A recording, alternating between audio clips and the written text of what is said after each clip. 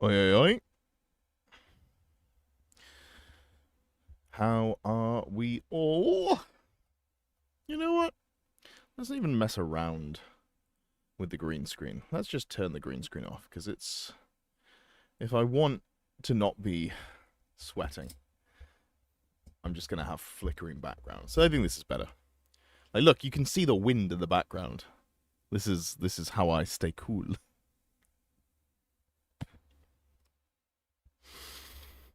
Looking forward to some new army list analysis based on the new emerging competitive meta. Hell yeah. And you'd watch a Rank Your Miniature show where we can submit images of a single model, unit, or army and get advice, criticism, and an ref grade on submission, guest judges, and an annual best of video. No, because what would happen is everyone would submit Flagellants and Bone Grinder Giants, and then I would be sad. Is it warm? Yeah, warmish. Vesper, I feel happy. I feel healthy. I'm a human being. Welcome to the human show. Oh yeah, I'm looking very jaundiced here. Let me just change... Oh yeah, it's a little bit better. Little bit better. Still a bit yellow. Is what it is. I'm not changing my not changing it. Not changing it. How are we all doing? How are we on this blessed day?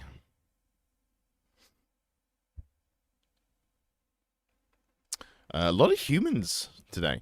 That's surprising to me. There was... Let me have a look. What do we got? We got Empire, Nuln, Empire. We got four No, that's six. That's how maths works. Empire, 3, 4, 5. 5. Neither of the numbers I said. We've got 5 Empire lists. Multiple of them are, moonlighting as Renegade Crowns, so that's cool. But we do have many Empire lists on this fine evening. Evening existence. Good evening. Been busy. I'm at the TSN Arena this weekend. I'm not playing, but I'm in the control room doing the cameras. So been making sure that I've got content to put out this weekend. So I can't be proving myself a liar, given that I said I'd put a video out every day. You've been sick since Monday. Sorry to hear that. That is rough. Plenty of fluids. Always the thing to go for. Jack loves some Empire. Excellent stuff. Good afternoon, Mr. Assyrian. I should have known when I titled the stream. It wasn't deliberate, but here we are. We're all real human beings. Play a bit of the soundtrack to Drive. That seems to be the correct thing to go for here. All right, let's put the window capture in. Boom. Human beings. Yeah, we are human beings. I think that's aging myself. It's like a 2015 meme or something like that. Maybe it's earlier.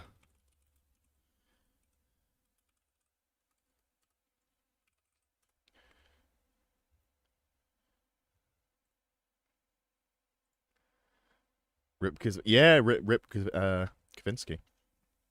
A very troubled man who made some very good music. Very good music. Please, yes, do like the stream. Hello, Jacob. Full-size games this weekend, or is it Battle March? It is full-size games.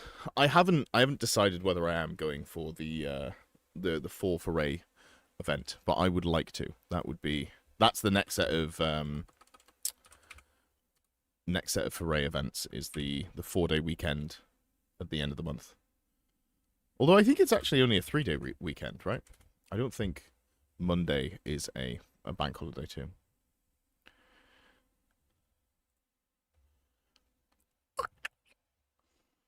What we got? 28th all the way through. Let's have a look at how the numbers are doing. Sold a good chunk. Got sold a good chunk.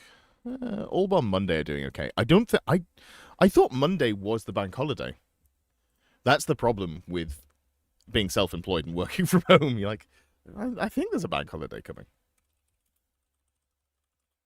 Let's just double check, because I feel like it's the Monday this month, Monday 31st. Yeah. So why have none of the tickets sold on the 31st, but they have sold on the Friday? How bizarre! How bizarre! Do do do do do do do do do do. Recorded my Vampire Counts video earlier to go out on either Saturday or Sunday. I'm not sure which way around I'm going to do it. I'd like to put a short out tomorrow and the stream out, like the full video on Sunday. It doesn't really matter, but just that's what I've got in my schedule. But I haven't had a chance to make a short yet, so I might have to do that after stream or in the morning tomorrow before I head out. We'll see. We'll see. Hola. Hope to see what you can do for the Order of the White Wolf Cavalry list. That is indeed in. That is indeed in. It's one of the 5 human lists we've got. How bizarre, no, that agency. Yeah, but that just means that I've got parents with decent music taste, right? Because I'm 33. How bizarre. That's like... I actually can't date that. Is that 90s? 96. There we go. So that's 3 years after me. 3 years post Edward.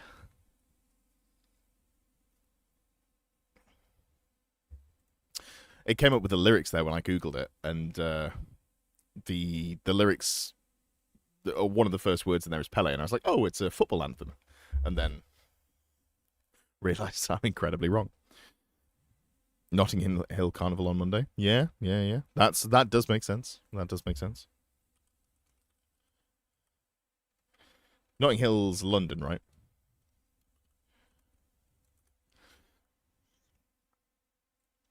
There's not an insignificant amount of people who come up from London, to be fair. But it's all weekend as well. Saturday, Sunday, Monday.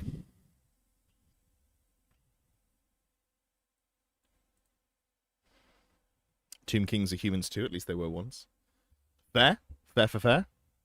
I do love the, it's one of those classic things that comes up every now and then about how the factoid isn't factoid something that's made up? What's the definition of a factoid? Factoid has 2 opposite meanings: an invented or false statement that is repeated so much as believed to be true, or a small, brief, and trivial but true piece of information. Maybe I should think of a better word than factoid, because otherwise 50% of you think I'm going to be making it up.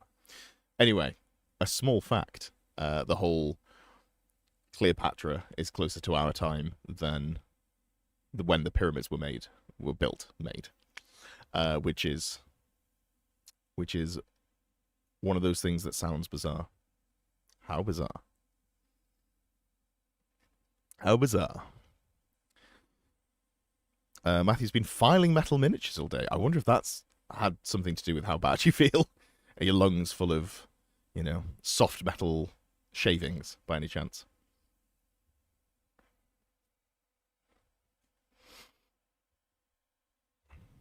Imagine if humans were cheaper per model and T4 and had warband and rerolled wound rolls with 1 in melee. Man, that'd be a great army. You know what's really funny? That's a great point. How do I pronounce your username? Akeen? Is it Akeen or Akian? Anyway, that's a great point. And you know what's really funny? 1, 2... I think there's 3... No, there's 2 Warriors of Chaos in there. Then there's dwarves, and dwarves are just short... short humans. And there is, I'm sure there's 1 Tomb Kings in there. That's just dead humans. And then there's 1 elf list, and they're just haughty humans. I'm going to go with a keen. Which of those 2 definitions is a factoid? Probably the second one. Poorly principle. Hey, Dan? Yeah. Old World Grognards love the sound systems and the dutty jungle sounds. I did get pretty big into drum and bass for a bit. The last job that I had, the last in-person job I had, he got me into, I think it was, who was it that sort of started kickstarted my journey? I don't know. But I was listening to a lot of drum and bass. I got into, a weird mix of stuff in uni. But that's the time to, you know, listen to a lot of varieties of music. Is it a Keen or Akian? Yes. It's a classic. It's a classic. I do love answering yes to either or questions. It's a good one. It's a classic comedy bit. Classic comedy bit. Yeah, perfect. Well, it's a good mix of lists today, I think. We've got a good variety. And by that I mean it's not variety at all. We've got loads of humans. So I'm gonna go there's gonna be a human list and then a non-human list, and that's gonna be the alternating every time. Your case rebasing your Chaos Shark Dragon this weekend. That sounds cool. Are there any pictures on Discord of that done? I'd love to see that.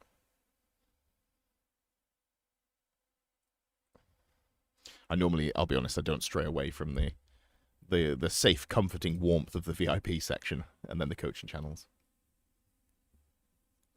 Surprised we didn't see some excited Vampire Count players, but that might be too soon. I think it might be too soon. I think it's interesting. I think there's some fun stuff in there. Like I say, my full video is going up. It was like 2 hours or like 1 hour 50 or something. So that'll go up over the weekend. I like things in general. I actually wonder if Graveguard and Blood Knights have been a little bit hit. Jathulu, this isn't to do with the FAQ. This is to do with the Renegade. The Renegade drop that happened. Because you're right, the FAQ I think didn't change them at all, realistically. Jack is sculpting some tricorn hats for your Marienburg Road Wardens. I mean, that's just cool. That's cool. Someone in the TSN Arena group chat, someone posted a link to some Victrix game that they're releasing. I was like, ooh, more humans. Let me just have a look at these. And then I went in a little bit of a rabbit hole. And I was looking at the various options that they have, and I was like, some pretty cool medieval knights. What if I did some foot knights there? Also, it's 32 for £34. Or vice versa. Not a bad shout. Have we had any word on when the Renegade updates actually go into effect? Whenever you want them to. I'm sure there will be like another balance patch and stuff like that. I'm not sure. I haven't engaged with that. But in terms of like, some places are using the rules, some places aren't. Just sort of as and when you wish to. Think about using Empire Militia as your Nobblers. That might be the only good use for Empire Militia. That's my take. Just use the original pack locally. Yeah, I think a lot of places are waiting for it to like get the full. This is like polished off, presented. Here's the full pack there. Share the hobby WIP. Let me have a look here. Let's have a look. Why did I make a Discord with so many channels? Oh, that's cool. Can I,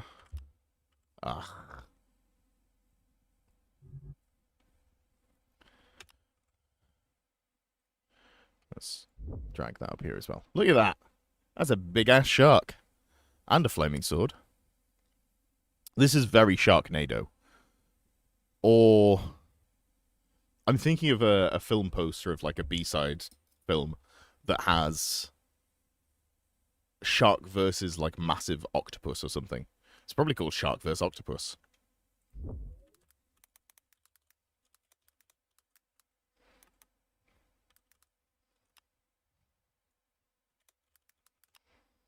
Mega Shark versus Giant Octopus. I guess it's probably that. What's it on IMDb? 19% on Rotten Tomatoes. Nice. That looks good. A 2.5 out of 10 on IMDb. Hell yeah. That looks solid. That looks solid. Could you use a bigger base? Yeah, absolutely. This is one of those models where you're like, you know what? A bit of extra space on there. Although I do like the basing you've gone for already, so it's a little bit of a shame to have to resculpt some more bits.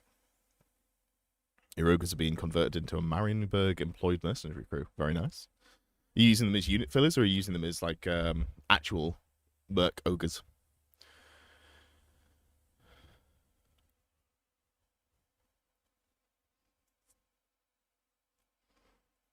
He worries, okay, it's a very Wolves of the Sea thing. Now, I don't want to... I'm not sure that a shark or an octopus are wolves. Not to disagree with you fundamentally. Do you say tomatoes? No, I said tomatoes, because I am a British man.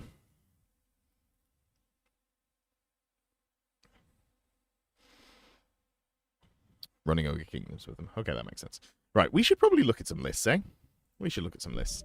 It was nice to do the Tuesday talkie, but because of that, I feel like I don't have too much to go over for the first chunk of the stream. I feel like we've kind of talked about everything. It's going to be cool. It's going to be nice to be down at the TSN Arena this weekend. If anyone's there, I'm sure I'll show my face at some time. I might come out for dinner on the evening as well, so we can have a chat. And I'm going to sit in that room. I'm going to control the cameras. And I'm going to do more work over this weekend. Try and catch up. And then that way I can have half of Monday off. So sad I didn't make it in time to post a triple Merworm list. That's such a shame. Yeah, no, my computer's been acting up actually. So, maybe the stream would have just gone down. Wouldn't that have sucked? Man, that would have been awful. Shark's name is Tony. Very cool. Very cool. Where can we see the stream? If he's streaming, I don't know if he always does, and because I'm controlling the camera, as opposed to Rob being downstairs and recording, he might not be streaming it live. Or if he is, he might be streaming it to his Discord. I'm not 100% sure what he wants to do. But the goal is, I know what Rob does is he puts out content on his Patreon. And then sometimes uploads videos there. Shark's name is Tony. Very cool. I'd like to play a TSN Arena event one day, but it's quite far. Trains are so expensive.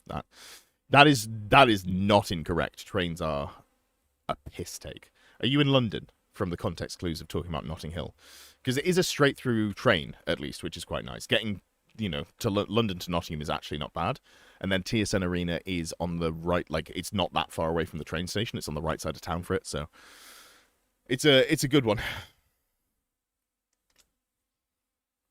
It is a good one to get to. All right. South Coast train into London first. That's a bugger. If you were in London, it wouldn't be too bad. I think it's genuinely like 1 hour 30, 1 hour 40 or something like that. But yeah. All right. Well, let's start with Matthew's list. And I realized that I typoed when I clicked this. Apologies. It doesn't matter, but let me just fix that. Didn't even mean to full caps it. My keyboard fights against me. Which is maybe an old man thing to say, but I swear before I had this keyboard, I never spent half my time with caps locks on all the time. Maybe I should get a keyboard that's less cheap. I should get a headset that's less cheap, because this thing is, it just stops working every now and then. You're going to a foray end of August. Hell yeah. 2 days in September as well. Very cool, very cool. When's the 2 day in September? Like I said, I'd love to do all 4 foray events, but I'm not 100% sure if I can swing that, if it makes sense to do. 12th to the 13th for the full event as well. Cool. Yeah. I got a lot of stuff coming up as well with WTC, which is going to be interesting. Should be fun. All right, let's have a look at this list. And as has been trending recently, the Fix My List channel has had a lot of context in. So there's going to be a lot of me looking for the full context here. Let's have a look. Matthew says, trying to making a 750 Battle March list for Renegade Crowns, but kept feeling unsatisfied. Turned to old, reliable Empire of Man. However, it's an army I'm more unfamiliar with. There are so many combinations that I get slightly overwhelmed. Very cool.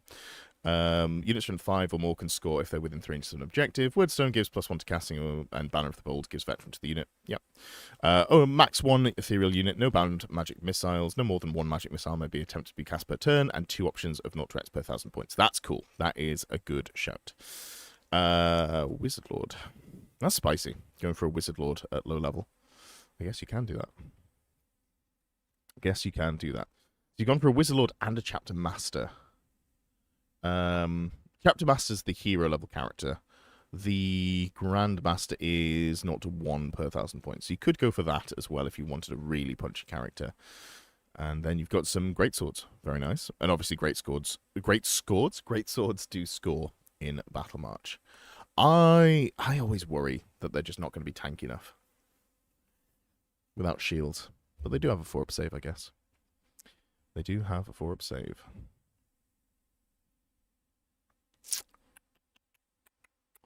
Empire Knights the White Wolf, I think, is very solid for this style of list.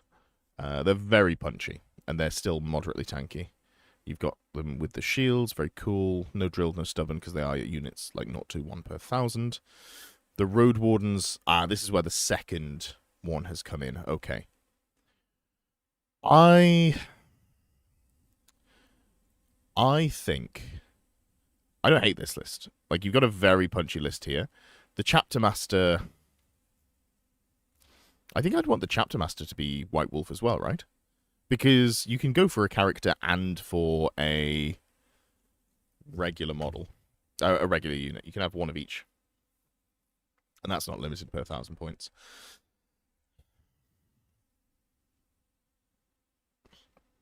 The problem is points.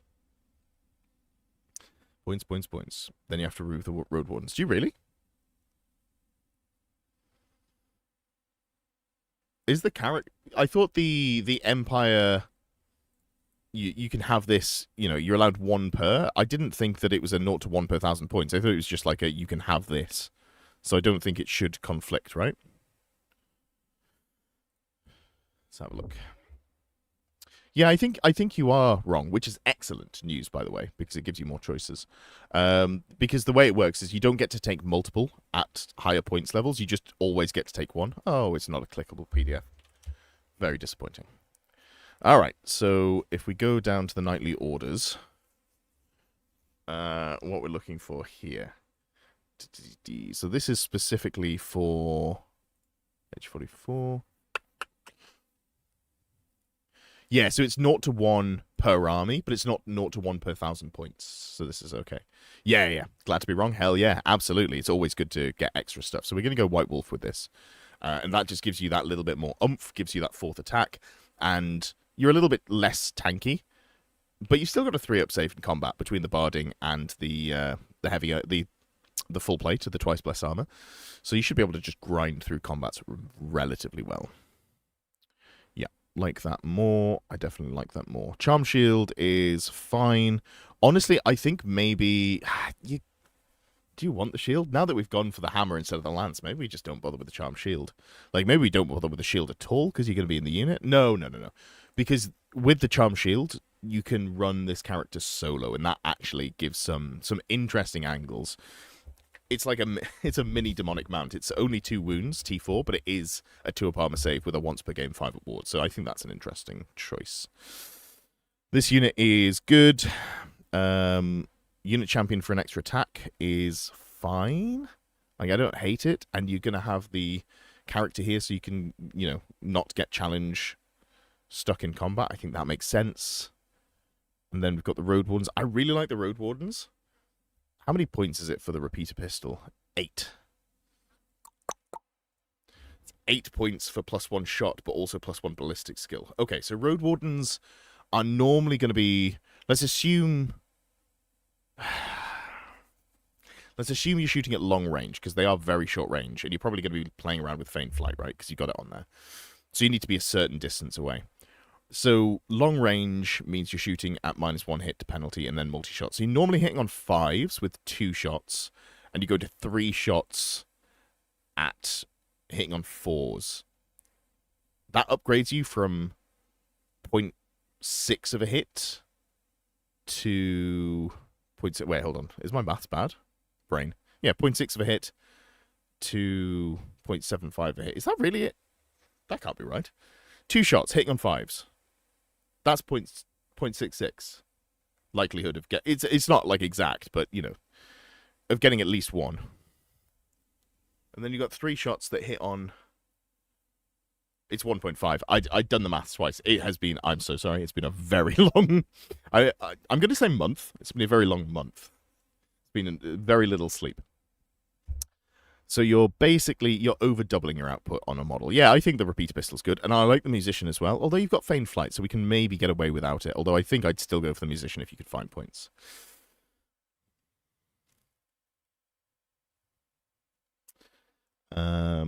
What is the most competitive 750 points? You know what? I'm gonna have to look into that because I think the meta is so different that I haven't looked at it as a competitive format when I've been playing it previously. I've been like, oh, I want to play this thing that is fun.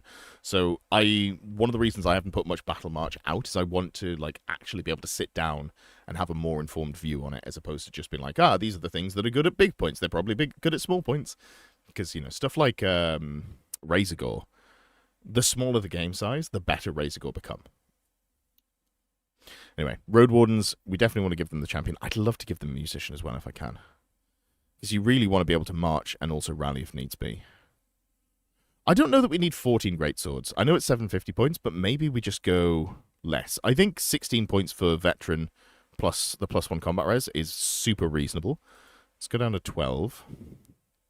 Razor Gore's brutal. Yeah, hell yeah. And then, your minimum on core. And then we've got the Wizard Lord as well. The Wordstone Shard is +1 to cast once, right? It's a once per game power scroll. Yeah, it's a once per game power scroll. Level 4 illusion is interesting. Like, what is it doing? If you roll Earthen Ramparts, good. If you roll Plague of Rust, good. If you roll TMP, good. If you roll Windblast, good. You got 4 spells, and you're casting at +2. But you haven't got any inbuilt reliability. Like 9, 10. I kind of feel like I'm a little worried about your ability to get spells off. Let me see if you put any notes in here. Wizard Lord to a Master Mage with Demonology, Wizard Staff, and Wordstone Shard and Horse, and then also have enough for a piece of Sigmar, level 1 Illusion Maze to join the Greatswords. Yeah, like, I think this is spending a lot of points for something that is... Like, Elementalism's really a force multiplier, and I don't know that you've got enough force to multiply. Vortex is fine as well. Yeah, I don't disagree. But I also don't know if you need it. Like, you could go... let's say Master Mage, level 1, Demonology. Toba Spellcraft and Wizard Staff. It is Wizard Staff, isn't it? Yeah. Did you say Toba Spellcraft? I can't remember if you said that in here. Wizard Staff, Wordstone Shard. Okay, yeah. So, like, this is... You're casting at +2. You're going for the summoning every turn here. But you're casting that at +2 with a reroll. So you should get that off. You could also make it level 2, and like maybe you roll into Steed of Shadows, or maybe you roll into... What else could you roll into? Steed of Shadows... Gathering Darkness isn't awful with lower leaderships already, and like lower game speed. Demonic Vessel, probably not. Vortex of Chaos. Although I guess you could join to the Knights if you want to really just kill something.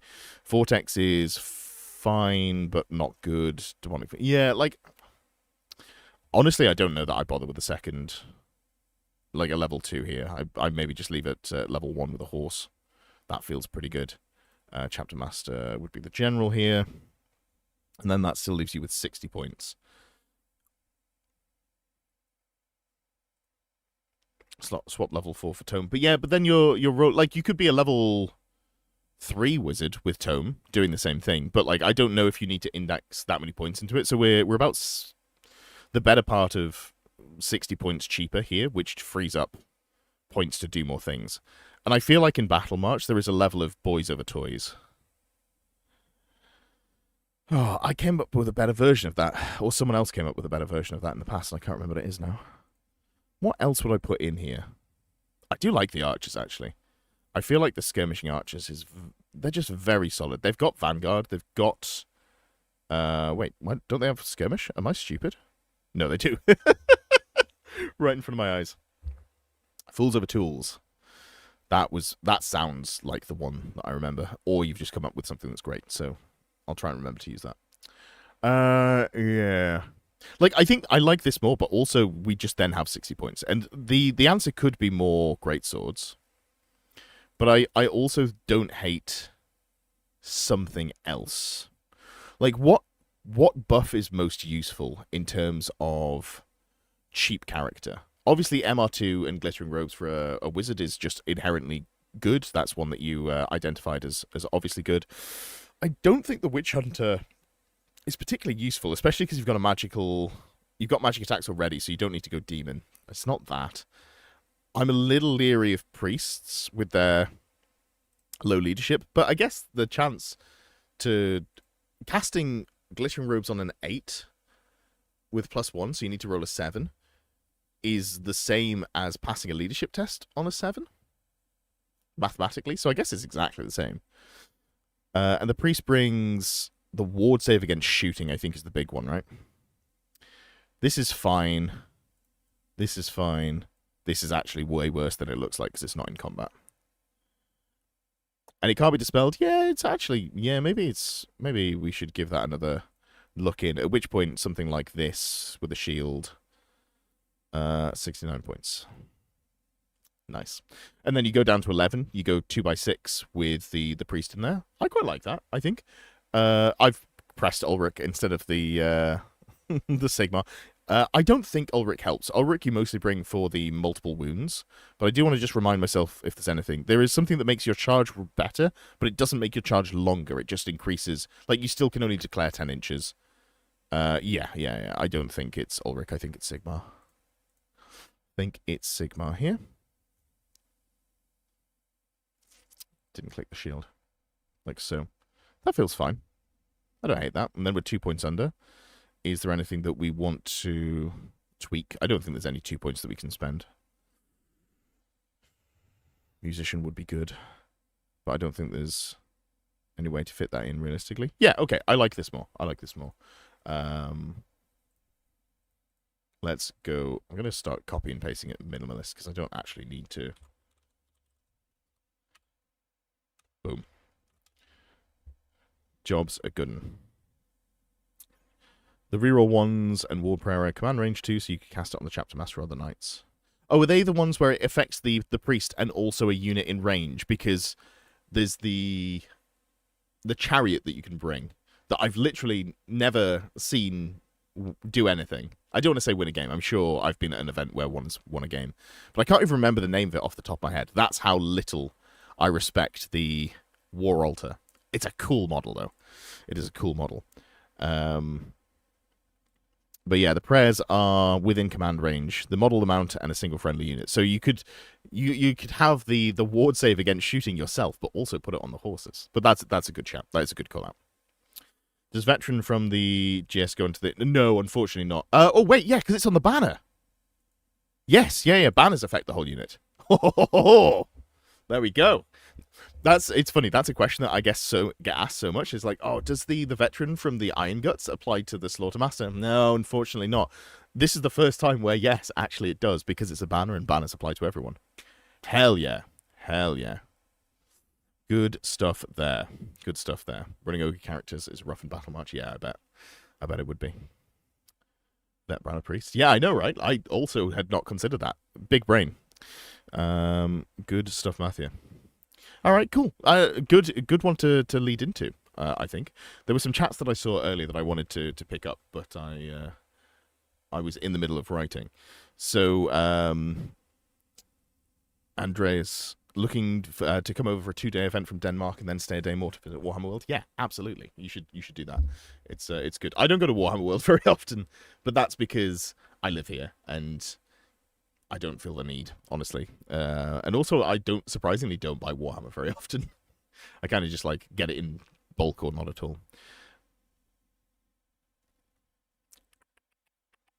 Like the Merworms, I didn't submit a triple Chimera, triple Manticore list. That sounds bad. I did write a quick, like I started sketching out a Monster Mash Vampire Count list using the new Renegade pack, which was 4 Terrorgeists, 2 of them with the Strigoi Ghoul Kings on the back of them, and then double Vargulf as well, or Vargeist, whichever one's the monster. I always get the 2 names combined. Not sure I feel the Tome of Spellcraft is worth it. I think so, because your chance of casting is with it's what, 56%, if you need a 7 on the dice. So your chance of casting becomes 81% if you've got the Tome of Spellcraft, basically. And it also means you're more likely to get a spell off because you're more likely to cast it at a higher value. So it gives a lot of... If you're bringing a wizard, like anything that's trying to cast on a 7 on the dice, I think it's very worthwhile. Maths. I think you're making a Kislev-themed Strigoi list. Fun. Also helps against pesky MR. 100%. 100%. Helps you cut through MR1, and I wouldn't expect to see much MR2 at Battle March level. Although I guess you might just play into Warriors of Chaos. Cool. Cool, cool, cool. All right, good start there. Let's go with... I've seen him in chat. No, we'll go with Cthulhu's list first. Because you've commented relatively recently. Hey, Broma Sapien, good to see you. And since I've remembered to do so, if you're here and you haven't already, please like the stream. See all the links in the description if you're interested in buying Warhammer through an affiliate link or buying 3D models at a discount or becoming a coaching member. He said he was going to tune in. So if the student does tune in, I didn't actually get his name. It's the problem with Discord handles. Sometimes I forget to do the human interaction part. You just get talking. And then you get to the end of the hour and you're looking at it, you're like, I actually don't know what you're called. I'm assuming something beginning with T. That's the context clue that I've got. But it was really lovely. It was a newer player who was looking at 1250 points. And it was really nice to not just be going like, okay, this is the 2,000 point list. This is how you play the big games. I had a lot of fun being like, okay, you're struggling with fanatics. Your opponent's been beating you with 2 fanatics. Boom, let's talk about it. Let's strategize on how to get through those pesky fanatics, because they are a pain in the ass. You got to have some strategy in how to beat them. Anyway, enough plugging myself. Let's have a look at the Warriors of Chaos list. Estimated door-to-door travel time for the TSN Arena for you in Utah, approximately 17 to 19 hours, including airport processing and reasonable travel transfer time. Well, you better be staying for a week then. You may as well stay for a couple of events. See if he's ever doing like a back-to-back full-scale event and then also something like a Battle March, a foray event. That's the efficient way of doing it. Or just do a tour of the country and be like, I'm going to go do different events in different areas. Okay, so James says, I'm trying to have a large Chaos Army. This is an enviable goal. The concept is to have a large Chaos Army with more elite hard troops for the opponent to go after, 2 ambushes for Backline Havoc, Frenzy Horsemen so they're immune to psychs, they're less likely to go off the board, interesting. Warriors are faster than most infantry so they can threaten more land, Wolf Vanguard in Marching Column and Screen, Knights for Hammering and Zone Control. Which Horsemen have Frenzy? The Banner of Rage ones? With Ambush? Okay. This is good, and I want to give a shout out to Amy because she is the person that put me onto this, because she has looked at it with Orcs and Goblins. For not Battle March, for Nomadic War. There we go. I don't like Frenzy in general. However, if you're going to go with Frenzy, having it on, cavalry that come in from ambush, that's very different. Because that means that you can come in where you expect to, and it's much harder for your opponent to bait you, because you can come in well away from anything that's like a pesky eagle or whatever Frenzy baiting unit they might have. And as mentioned, you can't panic off the board. So I think this is a very interesting decision to go for. It does make them pretty pricey. It's a 30-point banner, 35-point banner, and a 5-point standard bearer. So we're talking 40 points to get that. It does double the output, but it's an interesting choice. People bring eagles. No, that was just the first thing that came to mind. I agree, though. People don't bring eagles. Okay. Interesting that the only character you've gone for is a Demon Prince. That is a choice. That certainly is a choice. You've got Meteoric Iron, Double Favour for the Gods, Lore Familiar, Extra Arm, Demonology. Okay. Extra Arm is 40 points, and you're paying 40 points to make a Strength 6 AP1 attack. I do not think that is a rate of return that is worthwhile. I think you have to go for some sort of like exciting magic weapon if you're doing that. I guess with Demonology it'll be a Strength 7 AP2 attack. I guess maybe. I still don't like it. Like, if you're going this, I feel like this is a confused model. It feels like it's leaning into, like, you've gone for the Rod of the Damned, which is a magic missile. Oops, that's the wrong item. Which is, a bound spell power level 2 summoning. This is, a solid item. You're then going Demonology, so you're getting the summoning. You've got a Lore Familiar, so you can't swap into the Tzeentch spell, but you've gone for Mark of Tzeentch. This doesn't give you plus to cast, and it doesn't let you access the Tzeentch spell lore, but it does give you ML1, I guess. So that's something there. You don't have 360 line of sight, so even though you've got Demonic Vessel, it's harder for you to get charges.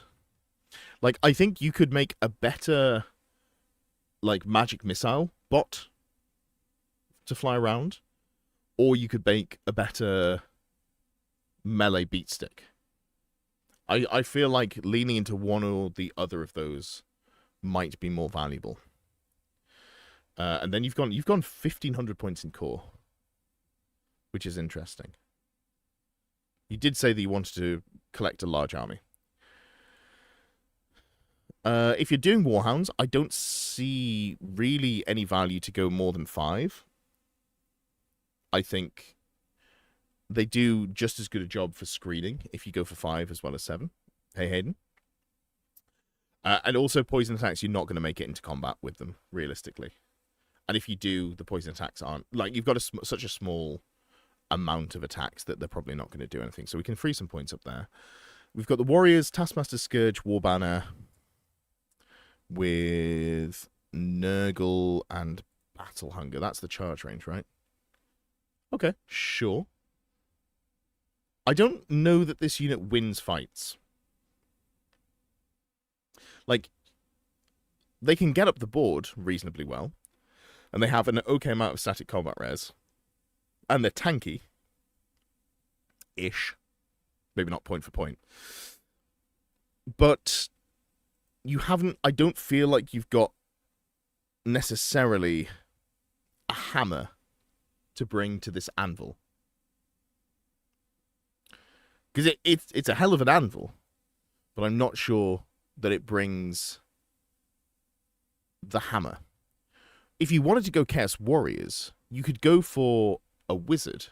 The classic, and this is, this is not anything groundbreaking or new. The Demonology Wizard with Steed of Shadows and Demonic Vessel. And if you do that, you can get up the board when you want. I still don't mind the Taskmaster Scourge, although I'd probably want magic resist in the unit as well. And then you can still be beefy. You can still have a lot of combat res. You can get to where you need to be. But also, when it's your turn, you're going to be rocking the 2 attacks at Strength 5 AP 2. That's not bad. That's pretty reasonable. And they've got Furious Charge, so I guess it's 3 attacks at Strength 5 AP 2. Like, that's maybe the direction that I'd go with them. So I don't want to necessarily take it off because it feels like this is a bit of a themed list in terms of what you got. I don't personally feel like Nurgle is worth... Like, I'm not a huge fan of the marks here. I've said this before on stream, but if you had to pick a mark, including Mark of Chaos Undivided, and this was one of the options, I think I would pay for Undivided more than half the time. Like... Khorne being Frenzy is, in my opinion, unplayable. Like, you have to work so hard to get such a mediocre benefit, especially now that Frenzy's been nerfed. Nurgle is okay. Rerolling 6s to hit is fine, but I don't feel like that's kind of what infantry units really worry about. Like, are you dying to being hit on 6s? And also, the better your weapon skill, so the less you're hit on, the better this is. And weapon skill 5 is good. You'll be hit on... 4s, but it's not like you're being hit on 5s or anything like that. You're not doing like some sort of character that's rolling around with a bedazzling helm and going for like only being hit on 5s and 6s with glittering robes or something like that. So I'm not sold on Nurgle. Slaanesh I think is interesting. This is the OG. You can combo it with the Strike's last enchanting aura on a character in there, and then they can strike a +1 initiative. I would now maybe instead just go for enhanced reflexes, which does the same thing, but it's kind of column A, column B. And then Mark of Zinch is basically just for the bunker, right? And I was going to say budget magic resist, but it's actually more expensive than the Brazen Collar. Losing the 360 line of sight hurt the spellcasting prince a lot. I think it hurt the spellcasting prince less than it hurt the melee prince. Like I think you could still play the spellcasting prince, but I think if you're doing that, if you're doing the spellcasting prince, it's still good enough here with 5 attacks, and it's got a couple of stomps now. Did it get stomps? No, I guess it didn't. I don't know why in my head it got stomps. I'm sure it got 2 stomps. Am I making that up? I might be making that up.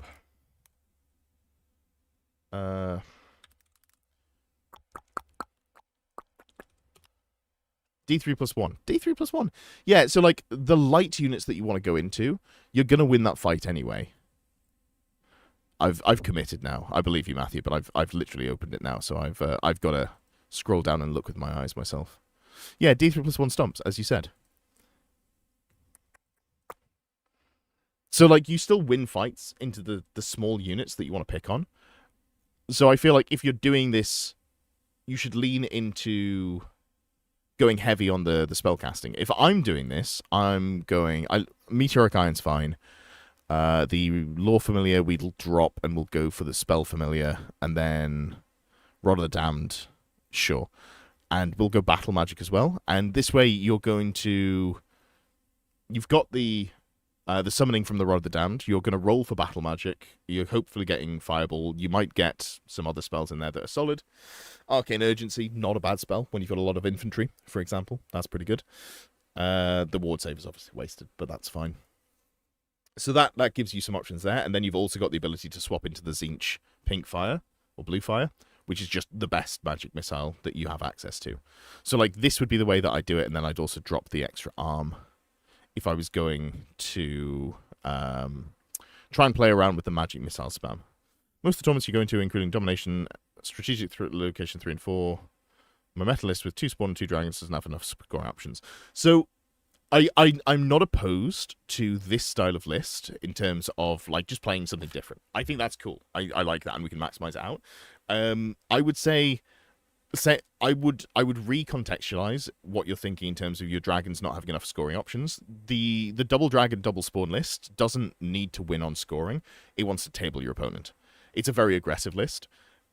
When you're playing objectives, the obvious way, and the way that I talk about a lot, is like, how do I maximize my objective scoring compared to my opponent? But also, there's the flip side of that, which is just if my opponent has no models left, how can they score? So that's another thing you can look to do, and be more aggressive with denying your opponent scoring with that list. Like, I don't think this list is going to be better than the double dragon, double spawn list, for example. But I think it's a cool premise, so let's build it out. 18 Forsaken are chunky. I have spoken before about not particularly loving Forsaken, but if you're going so heavy on core, then I don't think I have a problem with them here. These warriors, let's tweak it to the way that I'd tweak it. We definitely want to go Monster Hunter Tapestry, because even though you're not bringing dragons, other people will be. And Battle Hunger is cool, but let's go Enhanced Reflexes, and we're going to put that wizard in. Let's go with a Sorcerer Lord. Let's just do it right. Do we go Mark of Zinch? Yeah, maybe. We'll go Lore Familiar on this this character here.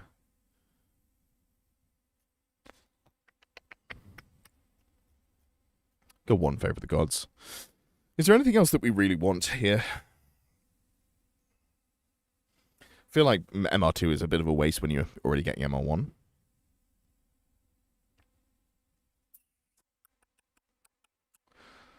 Yeah. Maybe we just put the Taskmaster Scourge here and put the MR on the... No, we don't need... I don't feel like you need to double down on it. Yeah, I think that's fine. I don't know that you need anything else. I just generally rate a power scroller. Cool. So that gives you the flexibility to be where you want to be. We can drop one model here. That's fine. Your favorite ruby ring? I don't hate it. I actually was considering the ruby ring. You know what? Let's just put it in. So the reason that I think the ruby ring is fine here is because if you've got the flexible flying monster that's able to charge light units, charge supporting units, and then also dish out some good range pressure, having the Ruby Ring to also bring more range pressure is not bad. And especially with Steed of Shadows, you can just fly 12 inches and then shoot. That's not bad. Cool. Then we've got Horseman with Frenzy. Talked about this. I actually don't hate this unit at all. Have you given them any upgrades? Nope, this is all super fine. Then you've got Marauders, Marauders, Knights. I don't think you need 2 units of Marauders here. 1 unit of Marauders is fine. Also, Marauders with great weapons, unfortunately, aren't going to do very much for you, which is sad. But they are a squishy infantry unit. Also, generally, I would say Marauders always want to go for a natural fortitude. Yep. This unit's good. Good. Don't skimp on musicians, because then you'll regret it at some point. Genuinely, the amount of games that I've won because my opponent didn't have a musician for rallying or similar, or like failed the march test, incredible. These knights, again, let's not bother with that, and we'll change these ones to Zinch. As always, feel free to take or ignore as much of my advice as you fancy. If there's themes here, this unit of knights definitely wants some sort of banner. Also, I'm not super as bothered about what to give them. I don't feel like knights necessarily need anything. Dark Hearts is quite nice, and it's only a point per model. Making it more likely for a unit to break is quite solid to have there. Dark Heart, it's for... yeah, break test. There we go. Definitely wants a banner, because this unit is not punchy. It is not a punchy unit. MR2... is it Totem of Wrath? It's so expensive, and they have so little output. I kind of feel like you want another character in there, even if it's just an aspiring champion with 3 attacks, to give a little bit more oomph. And it also helps the grind. You could do this, and then not even worry about anything else. How many points is that? 90 points? That's pretty cheap, and it ups the output. How much does it up the output by? It's not an insignificant amount. You drop 1 model and you go Totem of Wrath, something like that. Is that worthwhile? So we're basically spending 60 points to upgrade the 1 knight to an aspiring champion, which gives it +2 attacks. Is weapon skill 6 on a champion? 5 on a champion. That doesn't really matter much. Knights are really rebel answers. They really are, yeah. Even with all of this commitment, I'm still not sold on them. Which is a little bit rough. And we've also spent a lot of points to get there.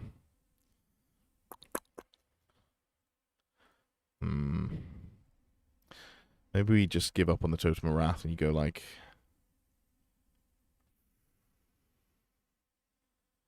worth upgrading to Chosen Knights? Yes! Yeah, there we go. Chosen Knights actually do punch. That's a great suggestion. I'm so used to being constrained by the core choices there. But 6 Chosen Knights, I feel, is very solid. Now, they are pricey, but I would double down on them. Here you can probably give up the Musician because you're drilled. That's probably all right. How many points is that? 332. Oh, God, so many points over. I think the Forsaken are the problem. I think they are so pricey for what they are. I think you can go, 1 big expensive unit of infantry. The problem is we're moving very away from, the idea of scoring with everything. So you've got, a home field scorer. You've got a more aggressive scorer. And then you've got a tertiary scorer. And you've got...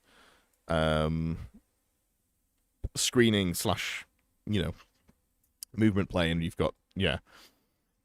I'm not sold on this unit Forsaken.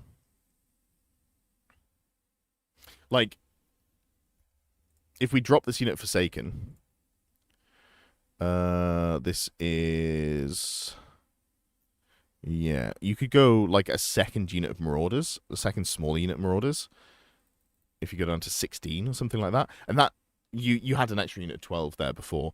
This gives you another scoring unit, and then you've still got 2 punchy units in that the warriors are punchy, like relatively punchy, and the chosen knights are quite punchy. And then you've got a lot of magic missiles. Like something like this, I could see. But I think the problem is, yeah, like I don't know. I mean, we've dropped 500 points of scoring. Obviously, going from knights to chosen knights adds a lot of actual output. But while I think this plays the objective game a little bit better, I think it's a lot of soft-ish targets for opponents' monsters to bring. Like, if you go double dragon and 500 points, or, well, you can go 600 points of core if you go, like, triple dragon. How many points? 170, 340. Okay, so you could go, like, about 640 points of core if you go for double dragon, double spawn. You could just go, like, you know, 1 unit of warriors, or, like, 1 unit of marauders, usually. It's, like, the go-to with a unit of, with the monster under tapestry. And then cavalry, or like a second unit of marauders or something like that. I feel like you can go for a pretty decent amount of scoring in core for that list. But I don't think there's ever any problem with trying new things. So hopefully my concerns are incorrect. That would be great. That would be great. And what we're going to do here is we're going to go straight into another Empire list, because we got 5 of them. You're welcome, Cthulhu. I hope it goes well for you.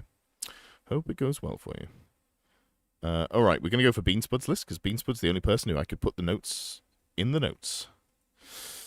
This is Empire for a TSN Arena tournament, looking to use my mass cav as best as possible. This is all the models I have, so they can be split and moved around, but limited time to buy new stuff. That is fair. Oh, I know you said earlier, but I don't think it's sunk in that this is a knightly order list. Interesting. Okay. So. You've got a BSB. Yes. Swirling Wind. Rampaging Banner. The first thing to say, you will see dragons. You are very likely to see dragons at the TSN Arena. So, Griffin Standard is cool. But unless you're putting the BSB in there, I think I'd just go Monster Hunter Tapestry. I think this is a safer bet. I need to remember what the... Oh, you reroll ones to hit. Sure, 1 point per model. Why not? They've got full plate wolf hammers. So You're trying to trick me. This is just great swords. This is just great swords with a different coat of paint. No, it's not, because they're T4. They are very expensive, though. My God, they're expensive. Sure. Okay. T4 with a 4-up save. We can give them anti-stomps. They need to have magic resist. And they need to have... What have you got? You've got the High Priest of Ulrich here. On foot. Okay, so you've got Great Weapon, Heavy Armor, Shield, Slayer's Hourglass. That's the templates, right? No, monsters are -1 to weapon skill in base contact with the bearer of the Slayer's Hourglass. Here's the problem. Your weapon skill 4, and this is weapon skill 5. You're going to make them -1 weapon skill, and they're going to drop from 6 to 5, and then they're going to attack your unit, and they're going to still hit in 3s. So, unfortunately, the Slayer's Hourglass class is not going to do anything for you there, as nice of an idea as it is. They didn't get Furious Charge. Yeah, they didn't get Furious Charge. But they're tougher, and honestly, I value the toughness more. Can you take wizards? No.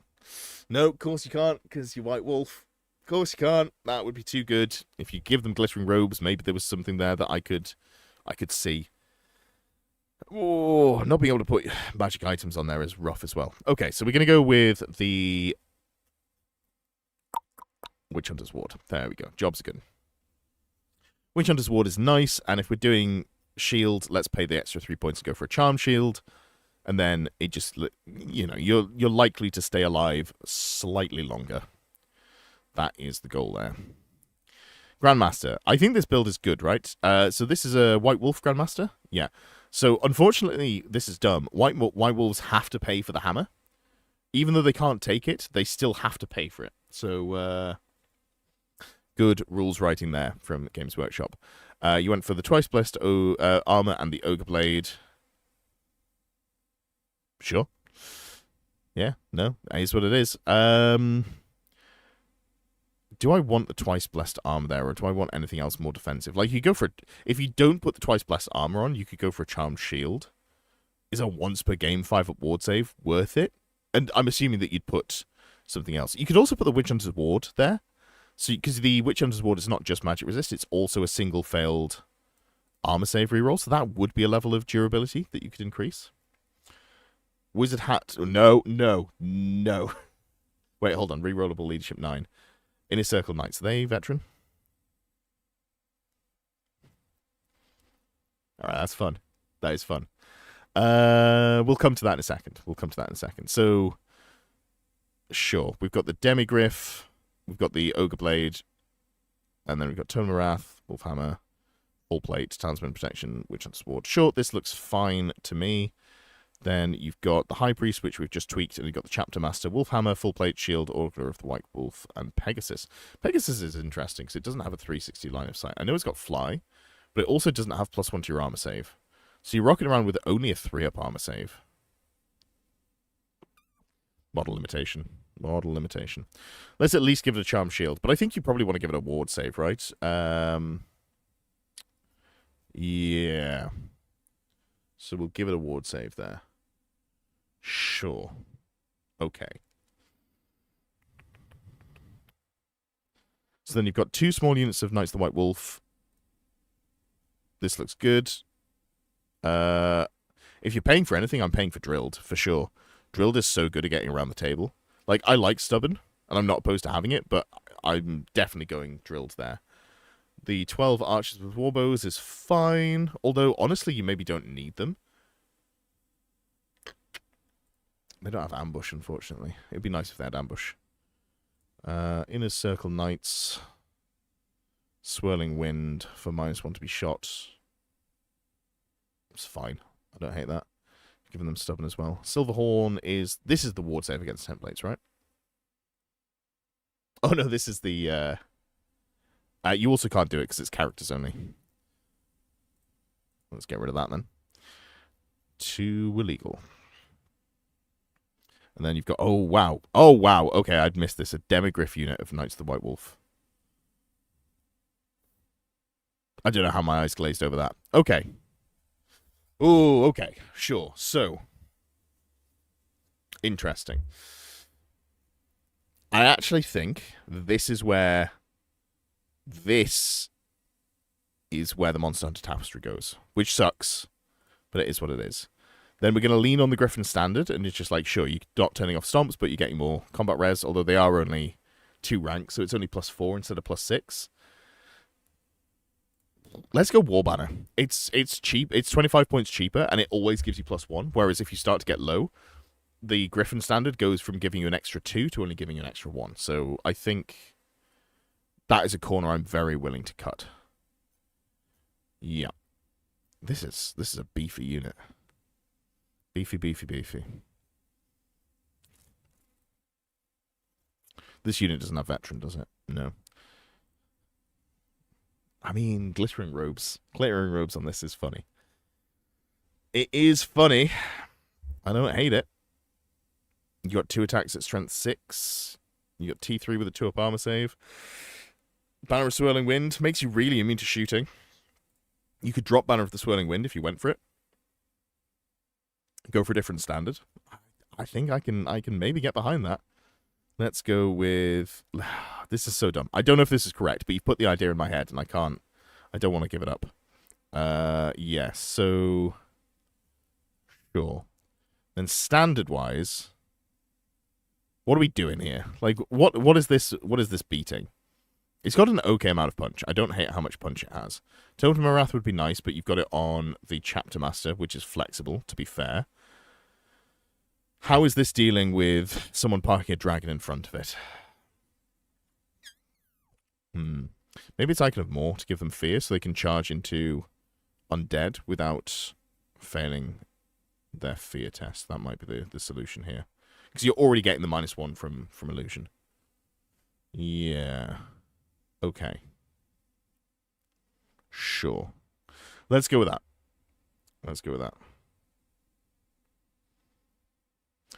Does every unit have MR2? That's the question. So this unit does from the priest. This unit currently doesn't. This unit currently doesn't.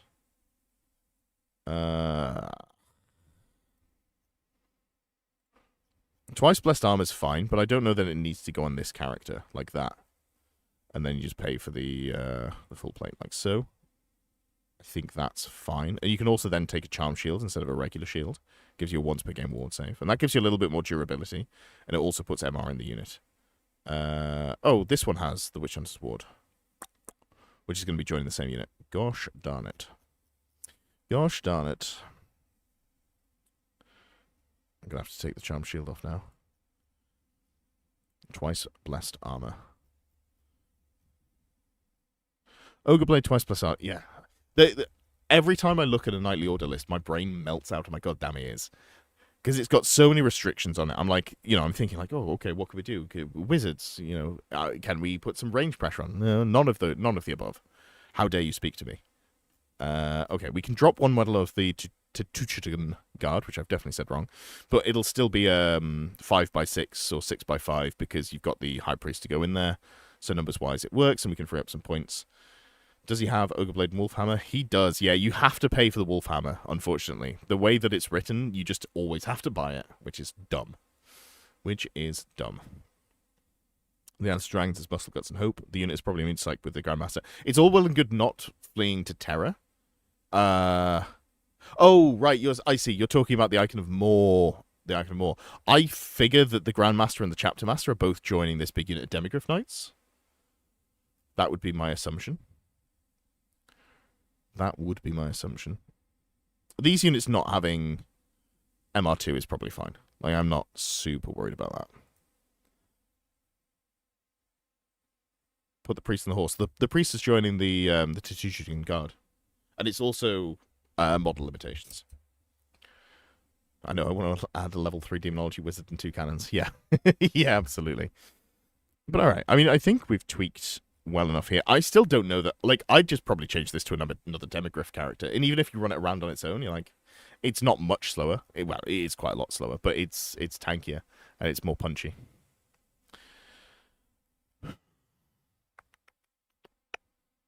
What are we losing here? We have to shave some points somewhere. Oh, and this needs the shield back, doesn't it? Chapter Master, Totem of Wrath. So MR for that unit. The problem is, because nothing's joining the Knights, they're not going to have MR. Or at least I'm assuming nothing's joining the Knights. But I don't know how to fix that. Because there's a limitation of the models that we have. So unless you're splitting the characters up, which is maybe the way to go, or maybe you're just running around with a big fuck-off Death Star of like 4 or 5 wide Demigryphs.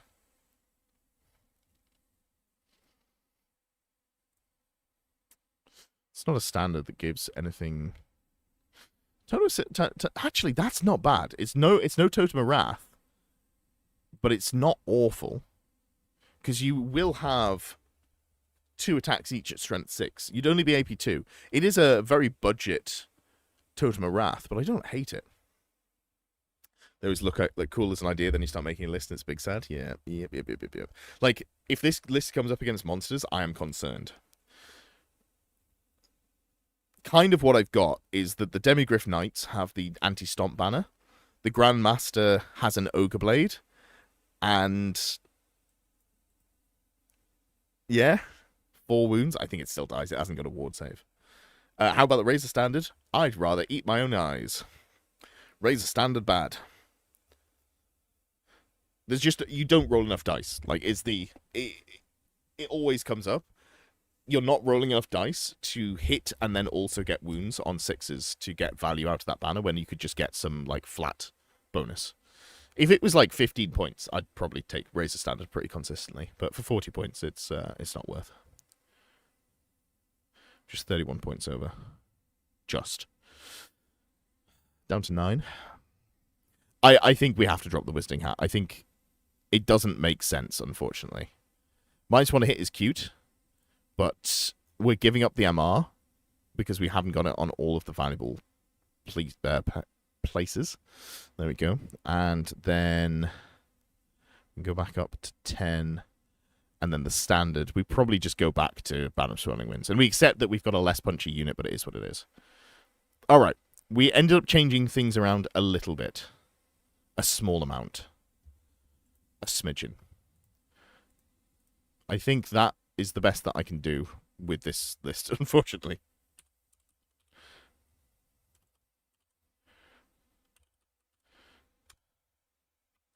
Boom. Boom, boom, boom, boom.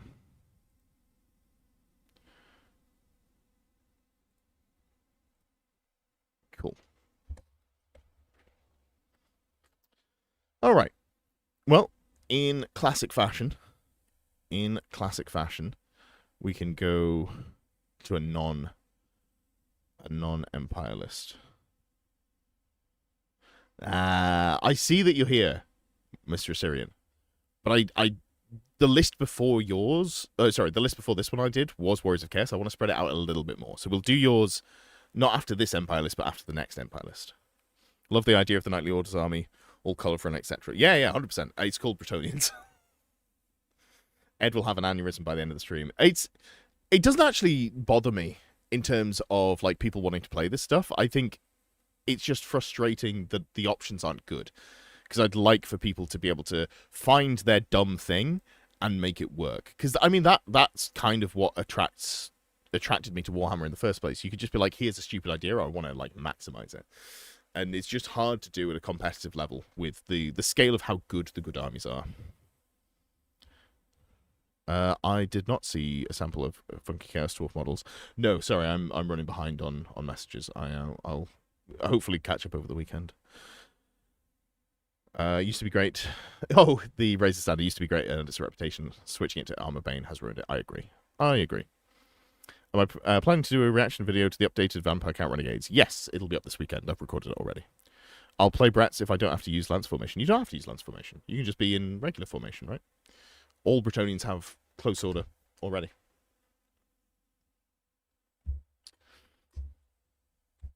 Okay. Okay, so we've done that empire list. Let's have a look at the Godfather SJP's Tracing Warhost. And you know it. I'm going to have to go to Discord and have a look at some context. So let me just scroll up in the chat. And let me scroll down in the chat because I've gone past it. Cool. 2,000 points of Tracing Warhost for a tournament. Deliberately avoiding using dragons to make it different. Have a version without Corhill. Looking for any suggestions to improve it without using a dragon. I figured I'd enjoy the challenge. I've written a lot of High Elf lists without dragons recently, and they're fine. They're fine. Let's have a look. If a unit has countercharge and stubborn and Fabigos, can they countercharge the pursuing unit if your Fabigo gets you past their movement?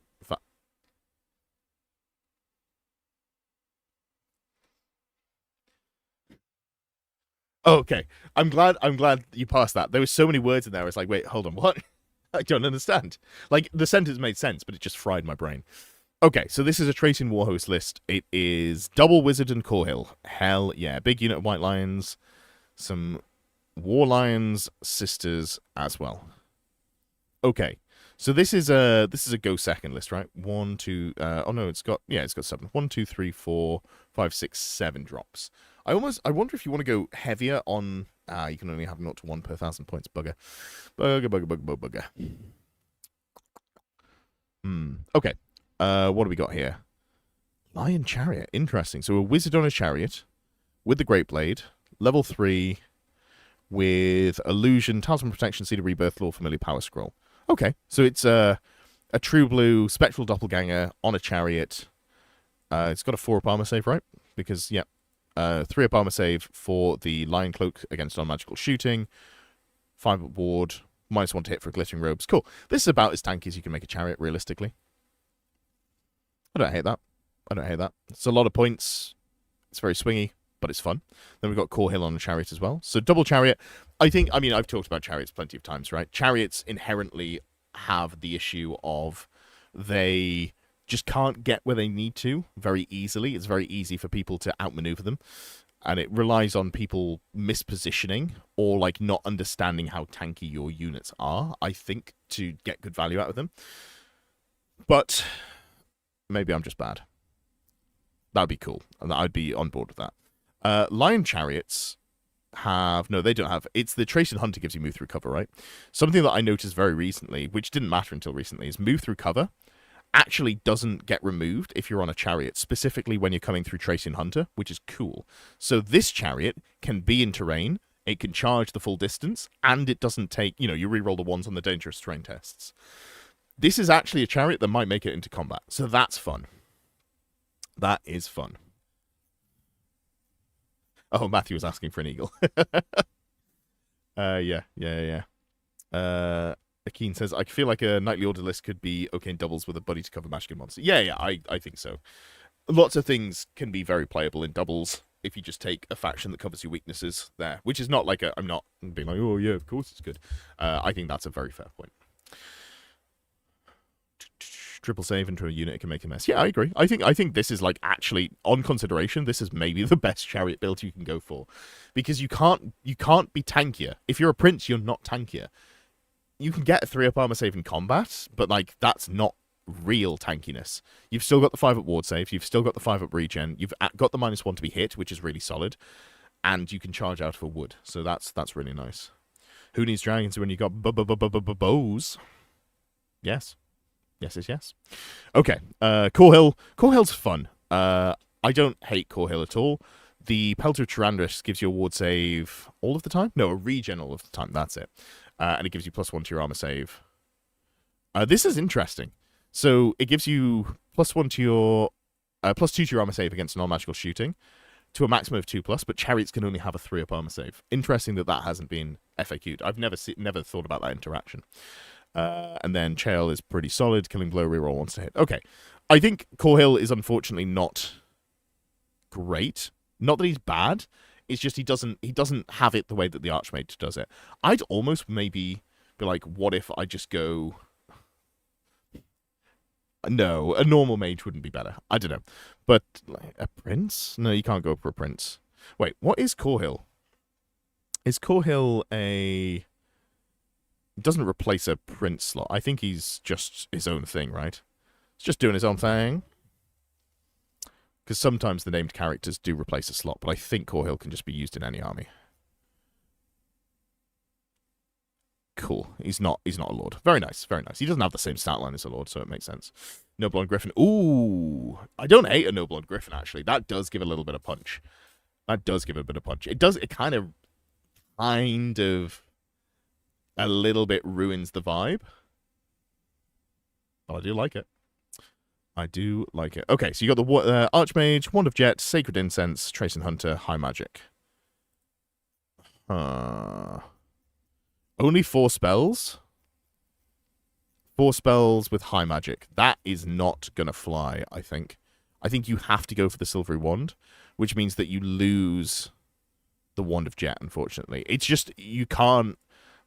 4 spells is too unreliable. Even 5 spells worries me, but I think having that 5th spell gives you enough oomph that you probably get Walk Between Worlds. But if you don't get Walk Between Worlds, that can just be, like, game over, right?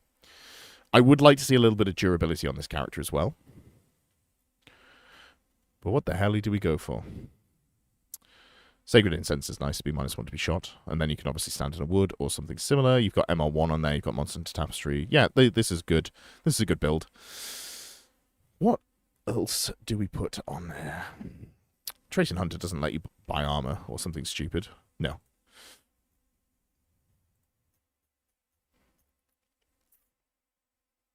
Is it just Opal Amulets? Because you can't go see a Rebirth. You can't go for a Talisman of Protection. Both of those are spoken for. Both of those are spoken for. Maybe it's just that. Maybe that's how we stay alive. Staying alive. Staying alive. Yeah, okay, that looks fine. No Skycutters here. Not in Seaguard Garrison. Trace and Warhost. I know what I'm talking about. This build is good. This build is good. I really think... Like, I'm going off-bow the Seafarer on... the unit champion a bit, I think, because you have to shoot the same thing, and also you're kind of like stuck in one place. I think for me, Ruby Ring of Ruin is growing on me. I know I'm hot and cold on that, but I'm not going to change it. I think this is fine. It's just personal preference. Lions are fine for cheap drops. Although if you drop all of this and you go heavier into core, you can go like really low on the drops. Like what have we got here? This is 197 points. Yeah, that's right. 197 points that we could free up, and that would be 189 points. So you could go Trace and Woodsman, go like 12 with... And then we drop this down like so.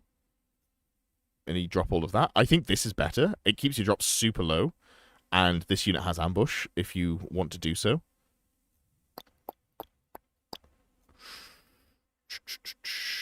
Yeah. Let's do that. I think there is value to knowing where your opponent's going to be before you put stuff down. But also, this is a list that I think is very happy going first. Or at least having the choice to go first.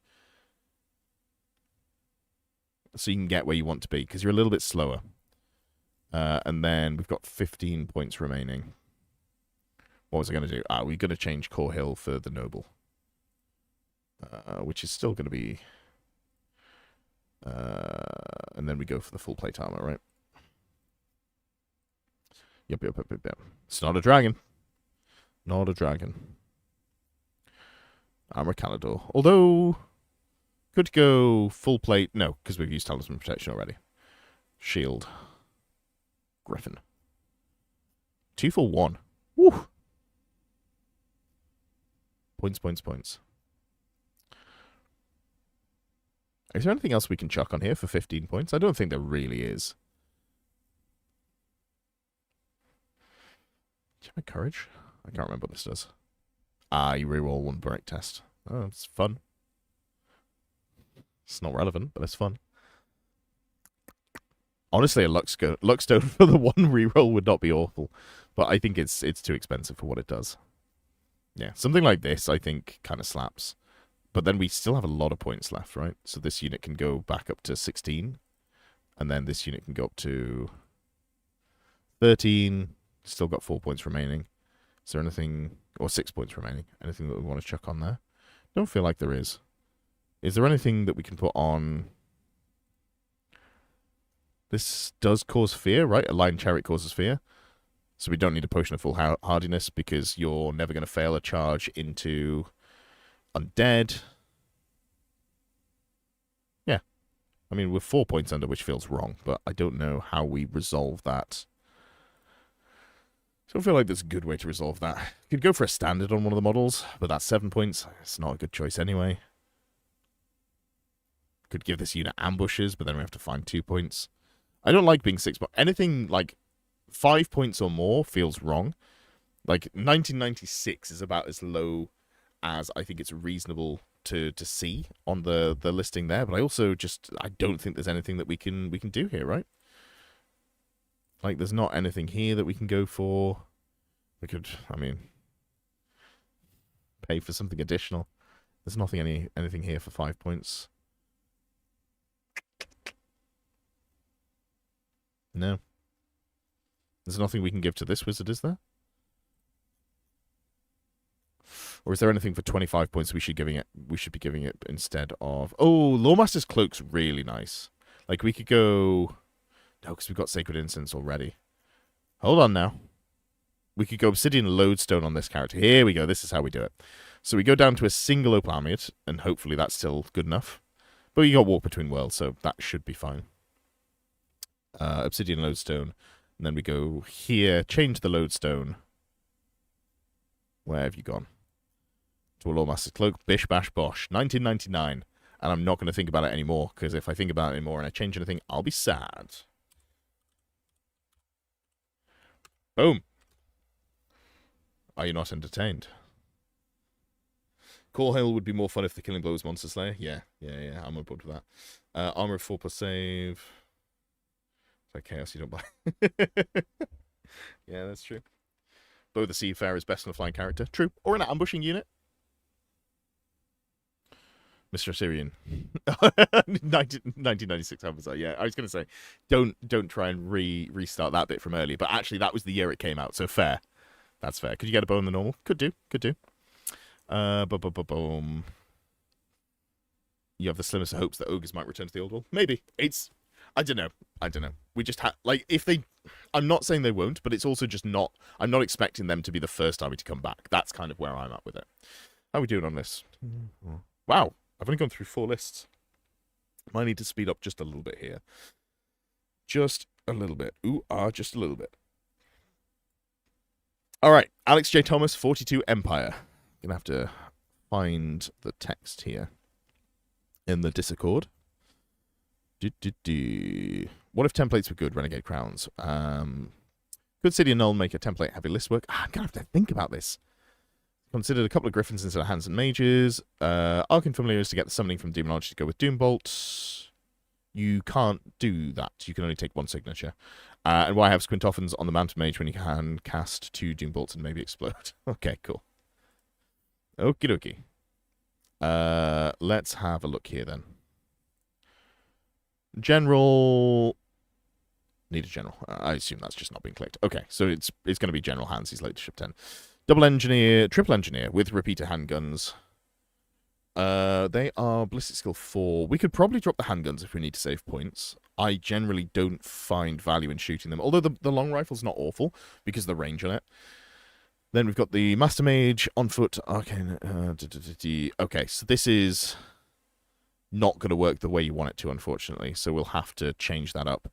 And then you've got the Twin-Tailed Wand, Dark Magic. So one of them could go with the Squintoffins, given that you can't do the Arcane Familiar shenanigans that you'd like to do. Because we can drop this down to a level 1. And then Wizard Staff is fine. How many points is it? 20 points. Wizard Staff is not fine. Gosh darn it. Gosh darn it. Gosh darn it. Okay, we'll come back to you, but we'll take off the Arcane Familiar now, because it doesn't do that. Didn't realize you can do that with the Arcane Familiar. Yeah, you just can only ever take 1 signature spell, unfortunately. Otherwise, if you had, like, Chaos Wizards, they could take, like, Blue Fire of Zinch and also the Summoning, if they were Zinch. Can't even reach. My darned remote for my AC is not in range. What a first world problem. What a first world problem. All right, State Troops, this looks solid. That's as I'd expect it to do. Outriders, I would recommend the Blunderbuss, always take the Musician on that unit as well. Then we've got the Archers. Cannon, Hellstorm. It is better. It is better, and you do have to take the maximum number of engineers. But these things can shoot out of line of sight. So, like, do I even care about guns on these things? Like, maybe we don't bother. Although it is squeezing, like, a few extra shots. It is squeezing a few extra shots. Yeah, Ruby Ring makes sense. So, like, but it's 35 points again is the problem. So we've got Twin-Tailed Wand. Like, everything just doesn't quite work. Like, I don't think try to cast twice. Oh, no, you're going Dark Magic. Okay, so you're trying to go Doombolt. So you need it on a 7. Okay, this is the template list after all. Okay, fine. Fine. No, there is a dwarf list in here. Is your name Chicky on the username? On the Discord? I like dwarves.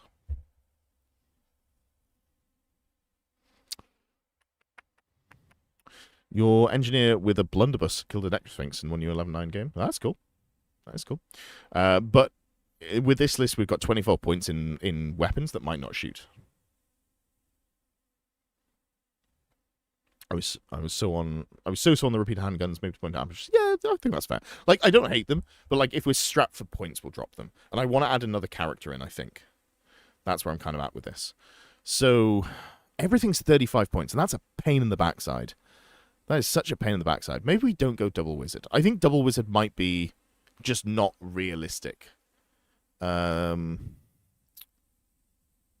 not blow ourselves up in the unit. I think the unit is more valuable. So we'll go a level 1 with The Squintoffins. No. Level 1 with the twin-tailed wand on horse. No. That's exactly what I was trying to avoid. Wizard staff on horse. Demonology. Boom. There we go. This is what we're doing. That's going in there. Great. Perfect. It took my brain a moment to catch up. We're going to drop the guns for now, just to see how many points we've got. We can come back and add them. General hands is nice. This unit is fantastic. No notes. 12 state missile troops is a lot. It's a secondary scoring unit. I was going to, my gut feel was to immediately drop it to 5, but we'll see. Then we've got 7 outriders. I would like a slightly larger unit as well if we've got them, but we'll leave it for now. And then we've got artillery out the wazoo. Okay, what do we need? We want Squintoffins. And if we're going Squintoffins, we want more shooting. So let's go 10 plus 2 characters, and then that takes us to, you need to lose 2 of them to get there. And if we're doing that, let's go general. Like if we're just trying to maximize the shooting, we'll go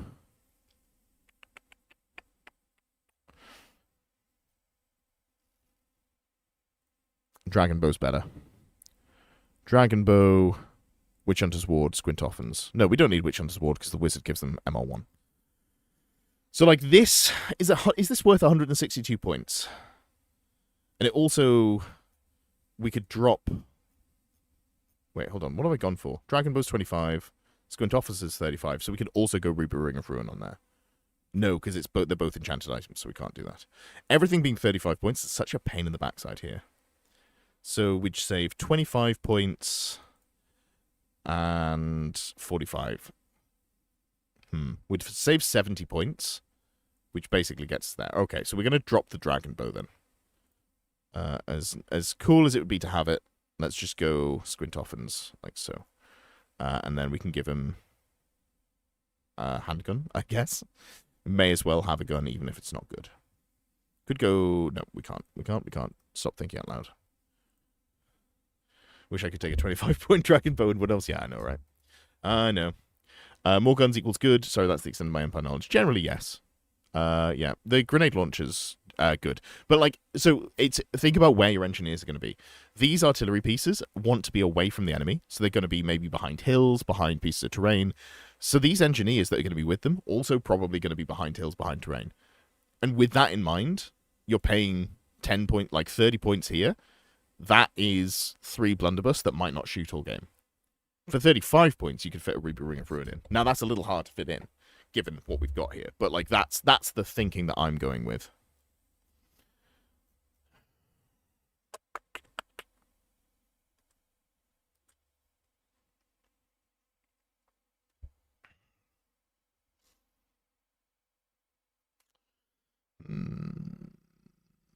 This does not spark joy. This does not spark joy. I really don't want to give up Squintoffins. The long range, like, ignoring long range penalty is so big.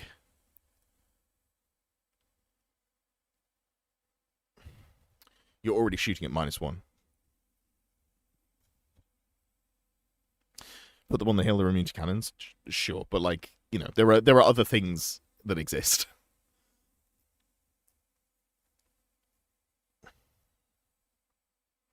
Can't the champion take the magic item? No. There's no magic items on the sharpshooter. And also it's a 35-point magic weapon. Magic enchanted items, so there's nothing there that you can do. Oh, maybe, you know what?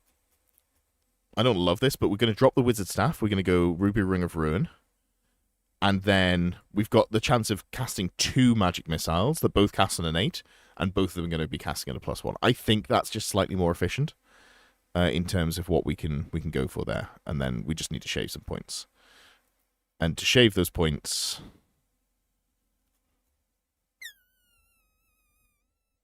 I mean, I don't want to do that. I really don't want to do that. I actually want to go one more because we've taken the foot model out of there. At which point, I feel like maybe it's just this. We just go down to 5 models here. Or we go to... Like, I know you're not scoring with them at this point. You go to 8 and you've still got some shots.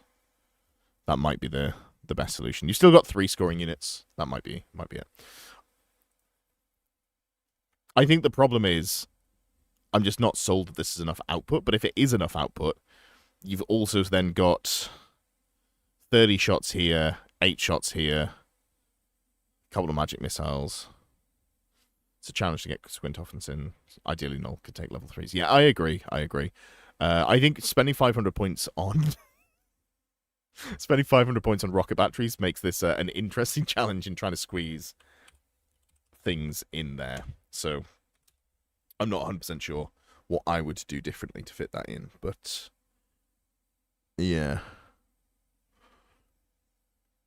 Although, to be fair, like, the list that I have in my head is like 4 cannons, 2 Hellstorm volley guns. So, like, what are we talking? That's the same stuff, right? I think this is like the core of the list I'd expect to see. Triple engineer, hands as well. 6 pieces of artillery sounds about right. 1 big unit of outriders. 1 sticky unit of null state troops.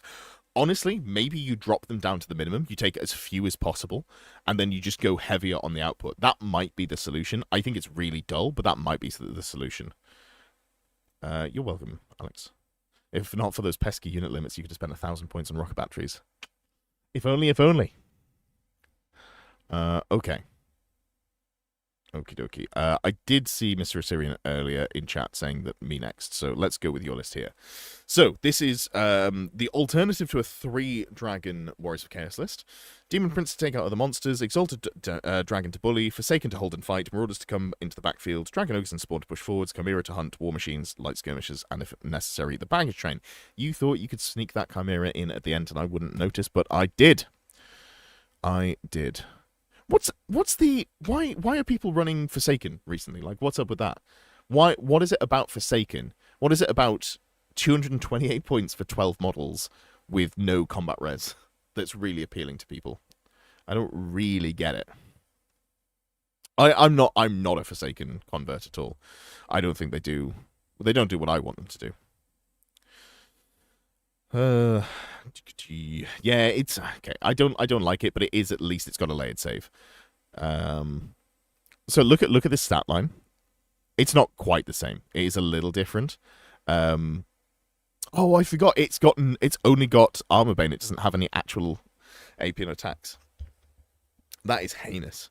Look at this, and then look at the 110 point Vargulf that Renegade VC get. The true points level should be something in between. Show me in the doll where Forsaken hurt me. Nowhere ever. I've never lost a game to Forsaken. Or if I have, it's unforgettable. Unrememberable. I've never lost a tournament game to Forsaken. That I'm pretty confident about. They survive to move across the table. Those ward saves are so good against templates, cannons, and dragons. Sure, but what if you just had double the models that had like a 4-up armor save, or, you know, the same armor save and didn't have the ward save?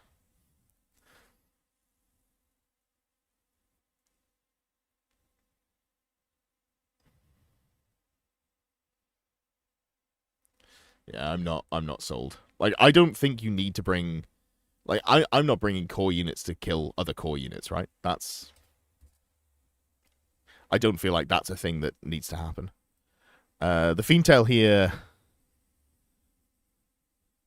just to double check, I'm fairly certain the way that the extra attacks work is you can only make the extra attacks with the Fiendtail. You don't get to make the 6 basic attacks with the Fiendtail. That is correct, isn't it? Given how the ruling was on the Necrosphinx.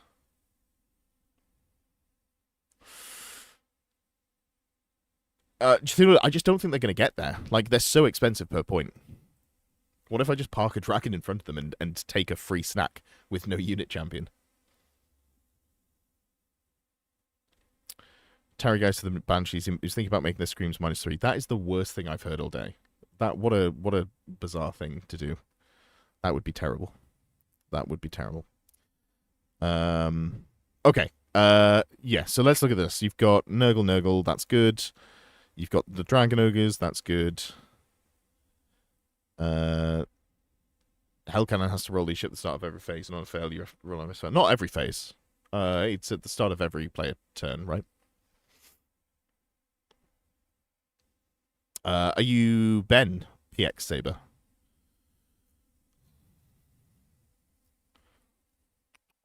All right, let's look at this list. You've got Nurgle, level 3, Ogre Blade, Meteor Archine, Favor of the Gods, Demonology. What are you going for? You haven't got a Talisman of Protection, obviously, because you've got Ogre Blade. So you're just dry rolling and hoping you get good stuff in Demonology?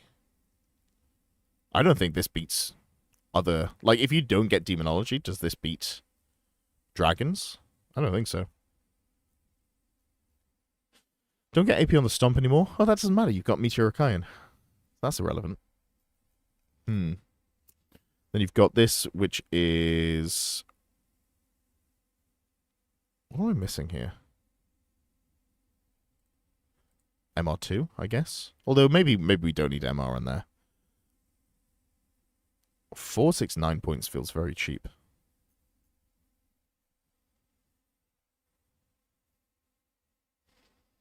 Forsaken could have potential in Battle Arch. Maybe.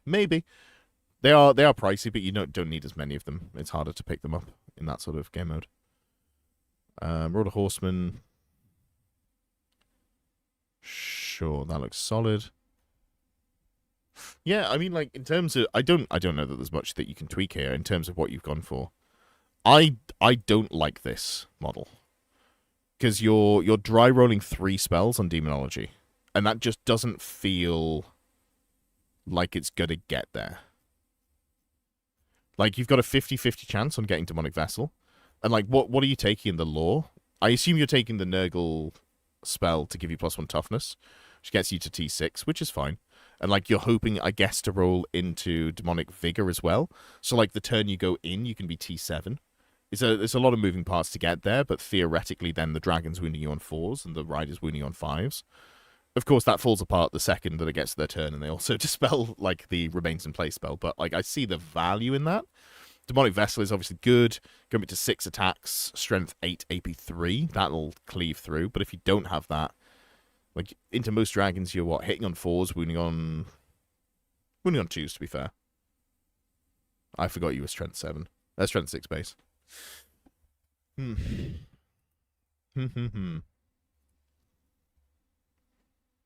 Yeah, I don't like...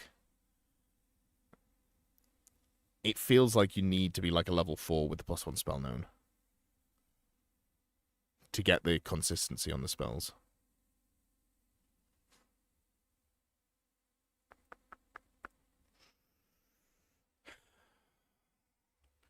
Like, I would change the Forsaken. If you've got the Forsaken in, I'm not going to tweak them because I'm assuming that you like having them. And, you know, you're saying in chat that you get value out of them, which is fine. I would tweak the core and just go with a more standard, like, Marauder Horseman and regular Marauders, but I'll leave them as so. The Dragon Ogres are obviously great. The double Spawn is great. The Chimera, I'm still not sold, given that most of the output is coming in at Strength 6, AP 0. And there's, like, D3 stomps with no AP and some AP1 stomps. I think it's very easy for this model to bounce. And it's only weapon skill 4 as well. But if you're sending it into the back lines, I can see that being like a very pricey model to go and hunt down enemy war machines, but it probably does that reasonably well. You hate Forsaken. All right.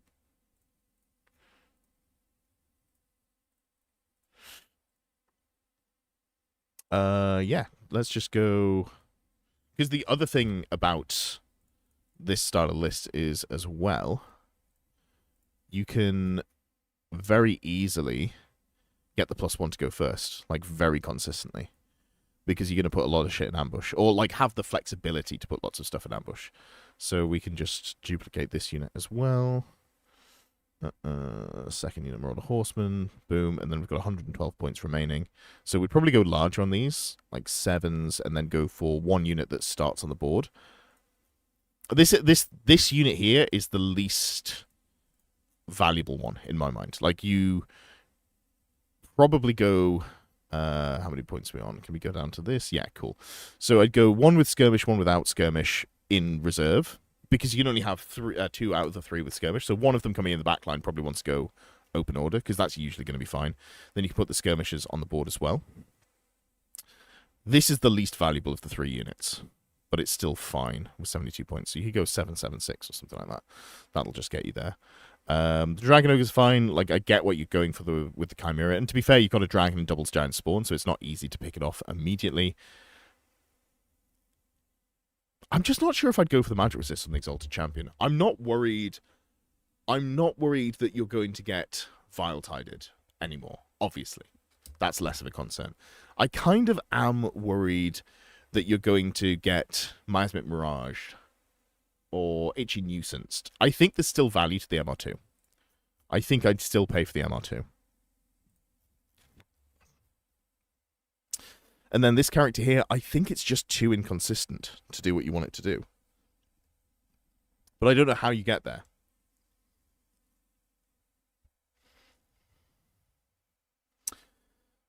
Ogre Blade, Meteoric Eye in favor of the gods. If we're going 50-50 on spells, if we're saying like we're gonna try and get the spells but we can't guarantee it, is the answer to go extra arm to get that 6th attack? It gives you a little bit more punch. But then I don't know where the points come from, because then you'd have to like drop the Chimera or something like that.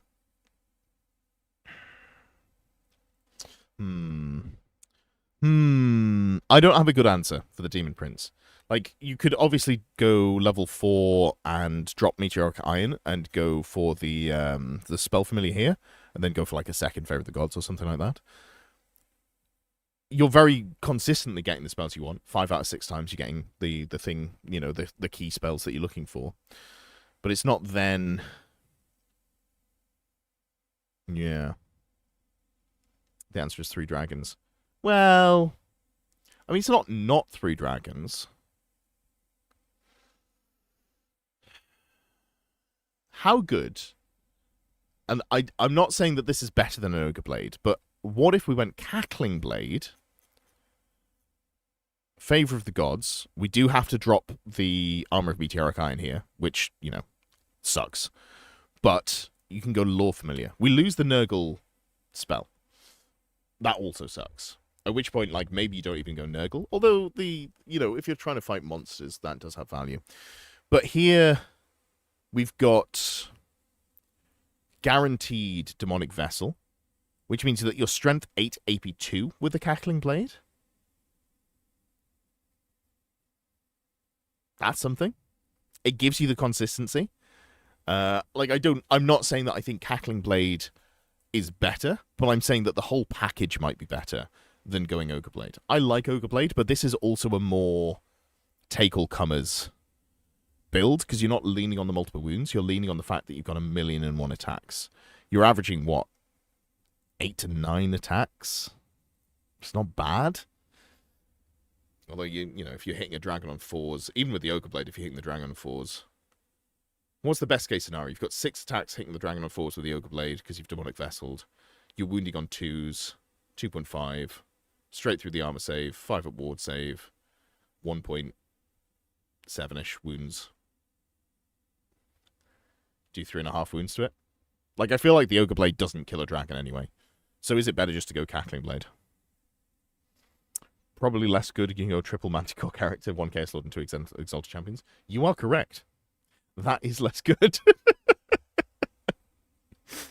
It's very astute. Very astute. Well,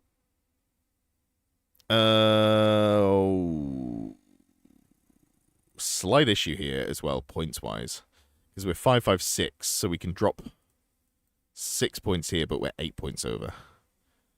How the hell do we get there? Oh, this is an easy one. It's a little bit of a shame to lose the poison, but it's not that meaningful. There we go. And then we just drop 3 points out of here, which is like, go down to 6, go up to,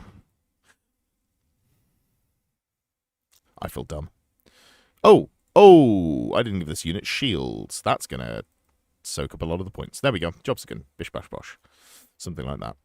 Well, I think that's one that's worth playing around with. I am curious to hear how your escapades with the dragon go. Not the dragon, the Demon Prince. I'm pretty out on the Demon Prince. a whole episode dedicated to goat humans. That's true. That's true. Because I'm doing it and I'm the goat. Also my cloven hooves. Occasionally I post on Reddit and you'd think that I was the spawn of the devil, given the reception I get there. Cool. All right. Well, let's go to another Empire list. Let's go to Grodda's list. Grodda, who joined the Discord this morning, which is fun. Big fan of people joining and getting their listen. As a reminder, if you are here but you don't know how to get your list fixed, join the Discord down below. On a Friday morning, roughly around 10 a.m. BST, I will open up the Discord channel for Fix My List. I will ping everyone and you'll be able to submit your lists there. Do you think people think there'll be new Beastman models when the Arcane Journal drops? Probably not. I think those models are surprisingly, like, they hold up pretty well. Like, it'd be cool to see them, but I feel like they're low priority. I don't know that they're going to get bushed up. The changes to the Demon Prince are nice, but it needs something like Indomitable 1-2. I hate the changes to the Demon Prince. I think it makes it way harder to use. No, I didn't go with my Quadterragus list in my upcoming Vamps vid.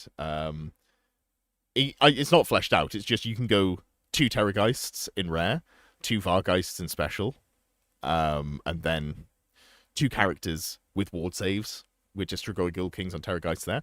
And then you've still got, I think that was like 1380 or something. So, like, theoretically, you then put in a cheap Necromantic Acolyte as your Master of the Dead, and then you go 500 points a core, something like that. I don't think it's good. I was just like, what's the, like, very quick theoretical maximum tough bodies I can put on the board? But it's low on rezzing and stuff like that, so I think that you'd have a lot better time running around with like 1 to 2 Terrageists, or none, run the Vargeists, and then run like dragons, or like a dragon that can res, or a chariot that can res, and do something there. But I'm not sold. I'm not sold. You want us to put some Crypt Horrors in? You can do that. I don't think it necessarily helps the list though, unfortunately.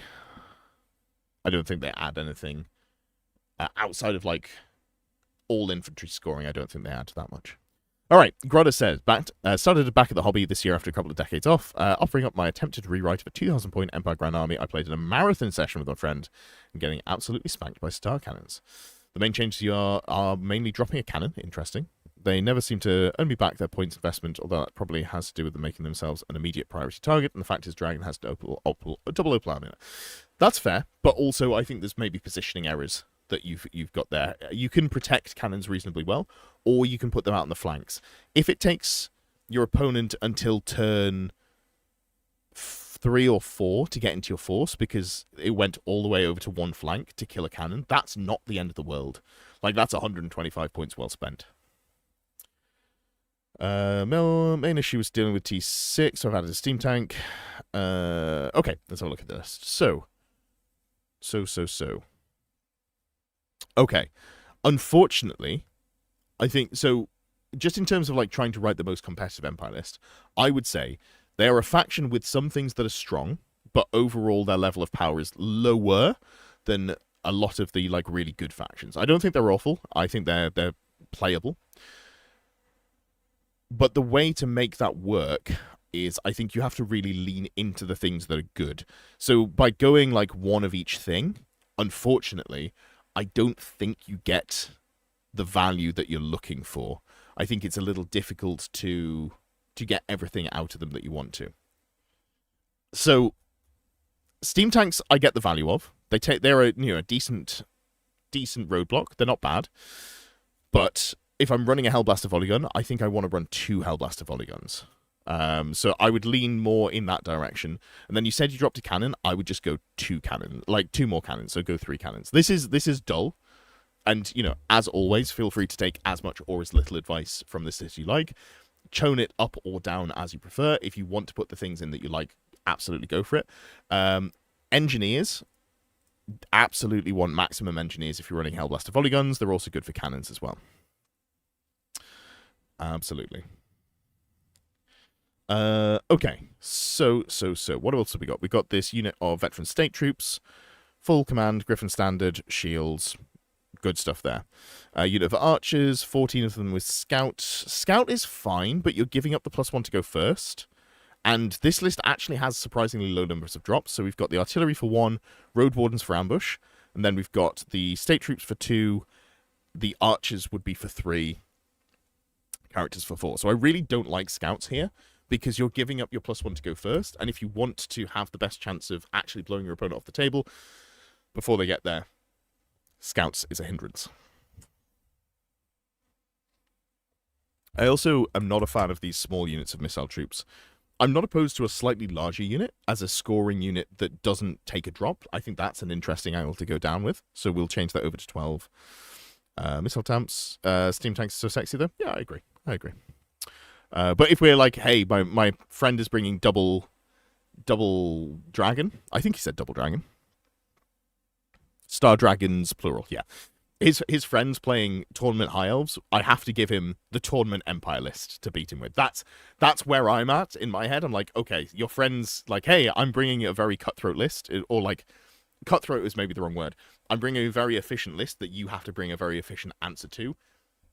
Running one of each thing is unfortunately not going to get you there. Cool. And then we are points over. This unit here could go down to 4 models. They mostly get value from, the extra body with the 2 shots is nice, but they get value by being frustrating, so we don't need to go too heavy on them. I'm just aware of the amount of points that we've got here, and I'm trying to solve. Okay, then we've got Wizard Lord, Law Familiar Illusion, Power Scroll. Yeah, this is the Jack Allen classic. I do like this. It's a very solid control piece. I respect it. Then we've got the Demonology Wizard with Ruby Ring of Ruin, Twin-Tailed Wand, Wizard Staff. So I'm on the fence about Ruby Ring of Ruin. I've talked about this a lot on stream. Sometimes I'm like, I want the extra output. Sometimes I'm like, it never goes off. I think it really depends where I expect this character to be. Something that, wait, hold on, you've got it on a horse. Where's it going? The only cavalry you have, the Road Wardens. I would probably just put this on foot. Is that right? You need some way to keep this alive. Maybe it just has to be on foot. Maybe that's the solution. Yeah. I'm going to say foot. I don't like it being on foot, but you don't have anything to join it to. So, or like to be screened by. So yeah, we'll go with that, and we'll just lean on doing so. And given that you're probably going to be not hanging out in the fringes of the map, you're going to be more centrally, I'll drop the Ruby Ring just because I think it's a little unlikely that it's going to go off. And also we're trying to shave points here. Otherwise, double Twin-Tailed Wand is fine. Then we've got this character here. We're so over on points. We're going to have to drop something here. It might have to be the Road Wardens. I really like the Road Wardens, but we are going to have to drop something. Maybe it's one of the wizards. Maybe it's one of the wizards. General with Great Weapon, Griffin, Meteoric Iron, Dragonbow, White Cloak, Witch, Hunter's Ward. You still want a shield to get that 3-up armor save. This build is fine. It's like a counterpunch unit, right? I have seen people have good success with the Griffin characters. I would probably go down, like, you're paying 180 points for the up step from a regular Griffin to Imperial Griffin, and it is better, but I think you maybe just go for a regular Griffin, just in terms of it does a very similar thing. Like, the amount of wounds you get here is 4, the amount of wounds you get here is 3. But as a defensive piece, what it's doing is still relatively similar. And again, we're just trying to shave some points here. We're 80 points over. Just don't know how we... Like, it might have to be the Road Wardens. They're really good. Snap delete doesn't work on the live stream. There we go. Got to get it right the first time. I really like Road Wardens. But, like, I think maybe the issue here is we've got double Wizard Lord and the General. That might be too many points when we're trying to play the gun game. So let's drop this Wizard Lord, which I'm not happy about, to be clear. And then we'll go like so. Oh, you probably want BSB as well. That's something that's missing from this list. Once under Tapestry. Just make it harder for him to interact with you. And then we just want this character to be as durable as possible. Twice Blessed Armor. Witch Hunter's Ward. Did you have it on here? You didn't have a Witch Hunter's Ward. No, that's fine. And we don't pay for the double plate. We go Hand Weapon Shield. And then, obviously, this would die to a dragon. Just don't be in combat with a dragon. Forehead. Could downgrade the general to a captain. I think what the general brings is valuable, and like all of the items it brings are pretty cool. Wow, this is a pricey captain. Maybe we just have to go more budget here. Full plate shield, drop all of the upgrades on that. That's a little bit rough. A little bit rough. Because that is a very snipeable character. But I don't know what you can do. Yeah, I mean, I think this is better. Can we go Witch Hunter's Ward here? There we go, and then we can take it out of the...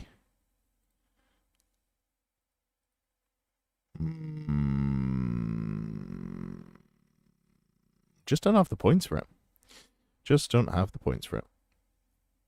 I don't really want to drop the number of models there as well. Although we could go down to 28, to be fair. Because we're going to have 2 characters in the unit. Looking at Old World rankings, your win rate after 2 years of events is now exactly 69%. I think mine might be the same, actually. I should start taking good lists to events again. It's been fun playing Dwarves and Chaos Dwarves as, like, the only factions I've played all year. But I should also try and win some events, right? I'm not logged in this browser, so let me just check. How many goddamn pop-ups? Not even on there. Oh wow, it's dropped. It's dropped. I really need to start playing some good factions again. Recent results have been not great because I'm like, hey, Chaos Dwarves and regular dwarves. Let's do that. I'll put some good armies together or something like that. Whatever. I guess the only real goal that's important is make sure I hit Masters before the end of the year. Go and have a good event there. Anyway, back to this list. I think I almost maybe would say go heavier on the cannons and just really go heavy into it. But what are we under? 8 points under. We can go back up here. All right, this will do. This will have to be the case. Ooh, that's the wrong button. Perfect. Well, I hope that is useful. And if this isn't the style of list that you're wanting to play, Grudders, if you think it's too sort of like just spamming the same units, I would agree. And I think it's, especially if you're playing friends, maybe the solution is to just talk to your friend and be like, hey, Empire can't compete with double dragon without me playing like a full artillery gun line. How about we self-comp a little bit and try and bring lists so we can both play more of our own stuff. Or if you like playing the most cutthroat lists, hell yeah, maybe you can put more artillery in. No, there's more stuff, Jacker. What do you think about the sub 200 point captains on Griffin? It's fine. It doesn't excite me. I don't think very much in the Empire list excites me, unfortunately. They, not only are they sort of like underwhelming in terms of power level, they're just really dull because they have no rules about them. You're like, I can take a small character. Like, I could do the same with multiple factions. Like a noble on Griffin does a similar thing, but actually has more combat punch. So I find it very hard to be enthusiastic about Empire. I've literally never played them at a tournament, which is one of the only factions. If I go back to... did I close it down? I did. Whatever. That's fine. I don't need to put it back up. Sad Empire noses. Yeah. They got nice magical items. That's true. That is true. That is true. All right. Ben said, can we do his list? You've named only the characters. Okay. I can deal with that. New model count restrictions led me to use Tomb Guard instead of a big skeleton block casket to support the Tomb Guard. Necropolis Knights, just because they're awesome, hard-hitting models. Feel free to change anything. All right, cool. So you've got a Lord on a Dragon with Talisman Protection, Cackling Blade, and then you've got a Hierophant on foot with the Poison, Scarab Boach, and Elementalism. Level 3 Elementalism does not fill me with joy. I don't love dry rolling Elementalism. I feel like you take Elementalism because you have a job for that unit.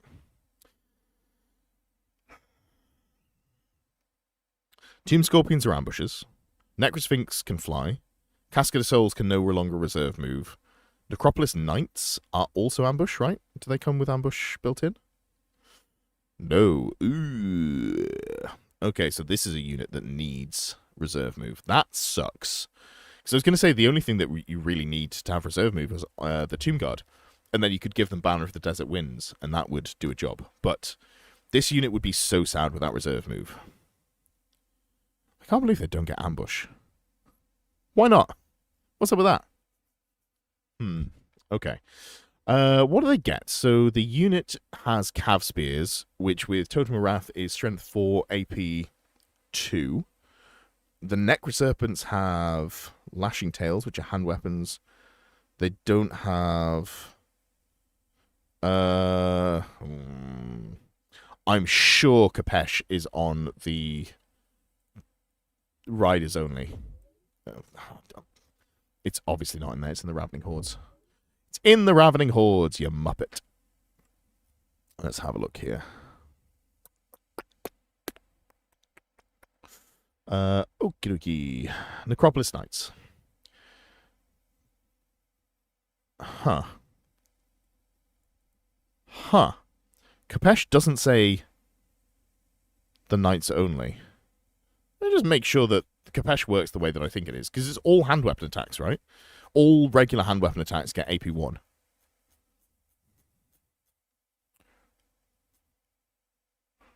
A hand weapon carried by a model with this special rule has an armor-piercing characteristic of 1.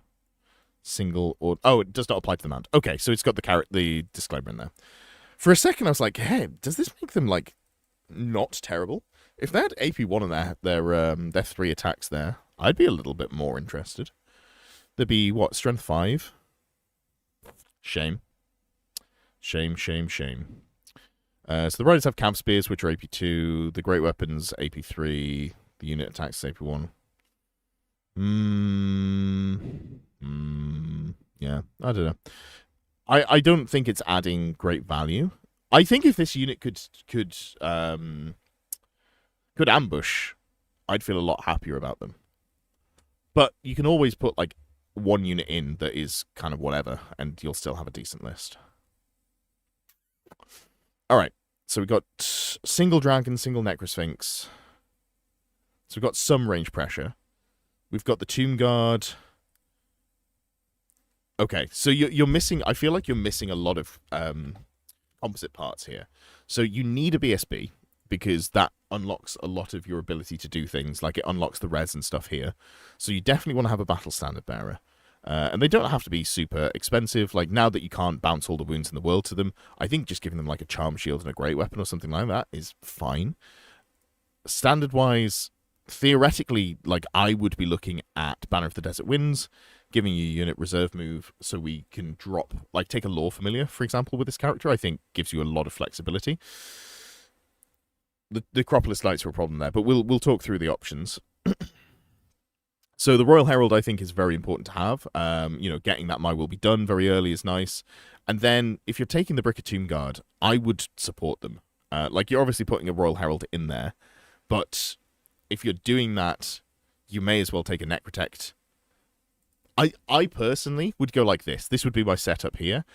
This character doesn't need anything. It's just fine as it is. And then you've got a Tomb Prince with, like, a Great Weapon, and I guess a Charm Shield as well, just to...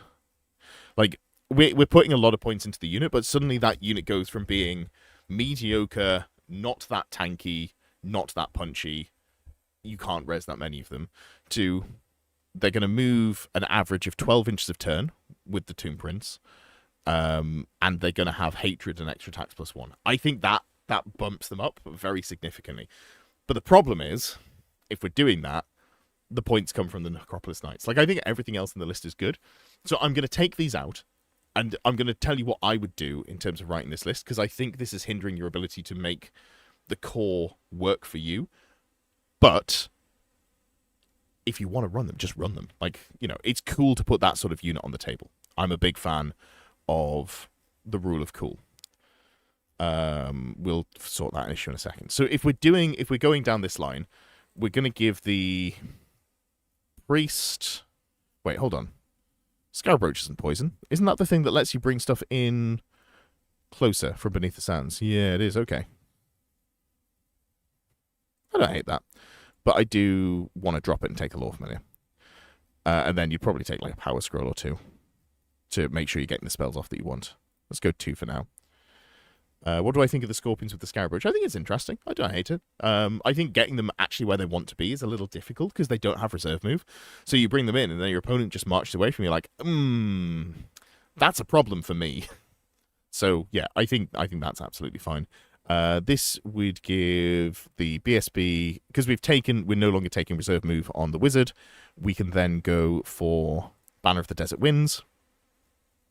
The Tomb Prince, honestly, the Tomb Prince maybe just wants to have Meteoric Iron instead of a Charm Shield. Then you can still Great Weapon. You've still got like T5 3 wounds with a 5-up armor save and a 5-up regen. Like, you're pretty beefy. And then that's all fine there. What are we missing? What are we missing? We can probably drop one of the power scrolls. I'd like to have 2, but we're just going to go with 1. Like, something that would be really good here would be to give the Scroll of Urgency to the unit as well, so you can move an extra time. You can take multiple of these as well across your army. So you'd be like, I'm going to, Scroll of Urgency this unit multiple times, and then suddenly you cast it 2 or 3 times. You're like, hey, I'm all up in your business. But it's very expensive to do that. If someone sneaked into the... If someone snuck in... is that right? Or is that, like, hanged and hung? I'm actually not sure. Anyway, I'm going to say snuck and just feel morally superior to you, Callum.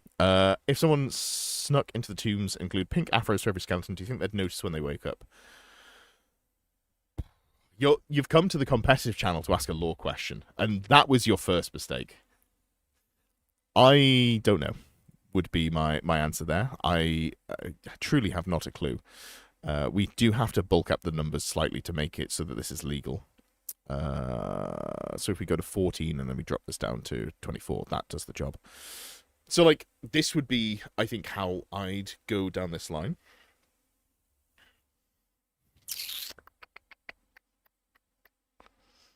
But I guess it depends, whoever's controlling the skeletons, whether they look at their hordes or if they don't.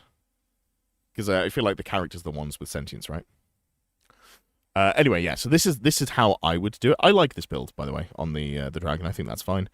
And then I would go... Like, if I'm doing it, I'd probably drop 1 scorpion or something like this. Again, feel free to disregard as much or as little as you want. Go a little bit beefier, because you're not rezzing that many models into the unit. And then... maybe like skeleton skirmishers as well as another ambush unit. We do have to put, like, they don't even have to be that many of them. You could just put them in like this and have them as like another backline threat. And then we'd go down to 26. I mean, the whole point was to put more models in. This has not got me very far. This could go back to 12. And then this goes to 7. Of course the points don't work. Of course the points don't work. Maybe drop the standard there and go back up to 13. Something along those lines. Like, the actual core, I think, could be tweaked around, but this would be the direction that I would tweak in. Sneaked is British English and snuck is American. I am a disappointment. I have done messed up. I've let down my family, and I can only apologize. I can only apologize.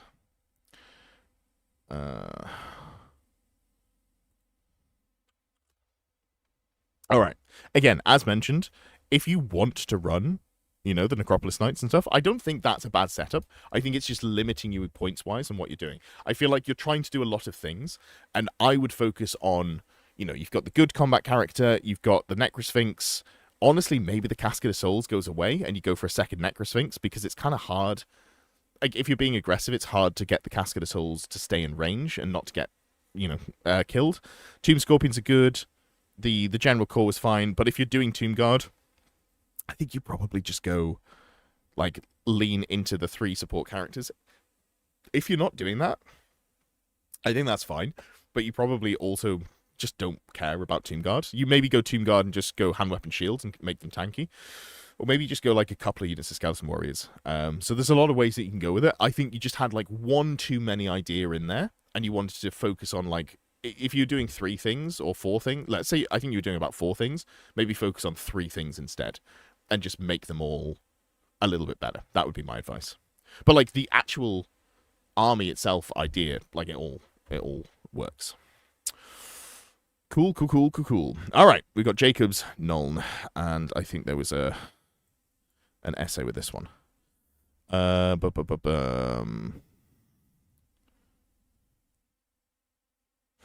This is a list of changes, but I'm not going to lie, I do not remember what the list was previously, so I think we can just go into the list. Okay, so this is a Nuln list, and you've gone for... Okay. I think at its core, this makes sense. I'd go heavier into artillery. You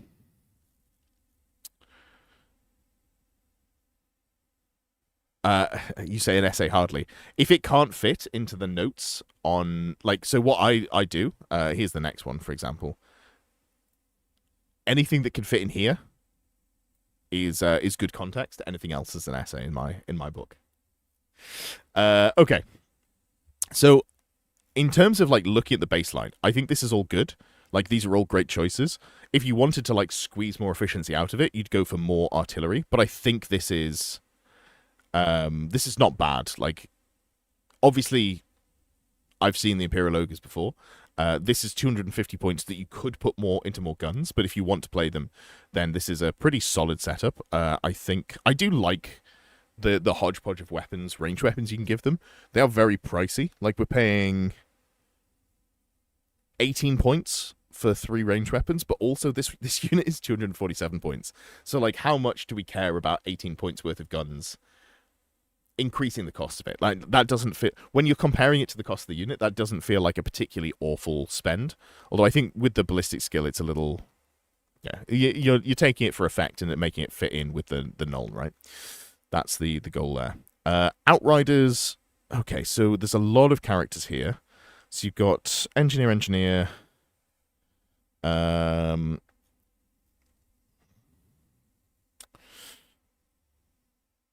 Okay, so you've got the 2 Engineers. I still personally don't love ranged weapons on these because I prefer to keep them safe. But if you want to go with those to get more firepower in, that is fine. Ballistics is the same for state troops. Yes, and state troop shooting is bad. I don't lean on state troop shooting. I mean, like, ballistic skill 4 is good. That's sort of like the baseline of what I look for on a shooting unit. But again, like, this was not a criticism. This was more me saying, like, it's 250 points for the unit, or 247. You could get it down to 229. Does that really make a huge difference to the list? And you're already paying like a big chunk for this unit of monstrous infantry. So, this unit here, Ring of Tal. Ring of Tal's interesting. That's the ward save, right? The once per game Oaken Shield. Yeah, I'm kind of surprised I don't see this more often. I do like it. 6 state troops there is fine. Shields, full command, Griffin standard. This is a good unit. And you've got the general hands to go in there as well, so you're getting the +1 to cast. We've got the Squintoffen Warhorse with brace of pistols. I think that's fine. I go back and forth on this in terms of whether it's worth paying for the guns on this sort of unit, because it's only 12-inch range. I think I like it. I think if I can fit it in, I would put them in. You forget to use the Ring of Tal. That is the problem with once per game items. But you can lean into it and be like, I'm not going to take items that I know I might forget, or you can be like, I'm going to give myself the opportunity to remember to be a better player. There you go. Motivational. Law Familiar level 2 Warhorse for this character. Okay, so you've got 2 characters here. This one's got Fireball and Oaken Shield, I assume. This one's got the Squintoffens and the pistols. Then you've got a Priest of Sigmar, Great Weapon, ++ armor. And then you've got the engineer. So this character's joining the state troops. I know it gives you the prayer. Remind me what else you get. MR1 magical attacks. There's nothing else there, is there? It's fine as a support character. It's not awful. I almost... Prayers are not bad. Like, given that I had forgotten that the... like, if you compare it to a level 1 wizard, you're actually equally as likely, if you're trying to cast something on a 7, as you are to pass a leadership test on a 7. I guess... the first time I looked at prayers, I looked at them in context of actual casting, like, prior to the FAQ a year ago, when magic was squished. So, yeah, that is different. That is different. Alright, cool. All the characters are fine. I'm just trying to think. It feels a little light on shooting models. I'm wondering... So you've got the grenade launching blunderbuss here, you've got the arquebus here, and then you've got some more upgrades. Like, all of the upgrades here. I wonder... Is that better just to turn it into more outriders for more guns?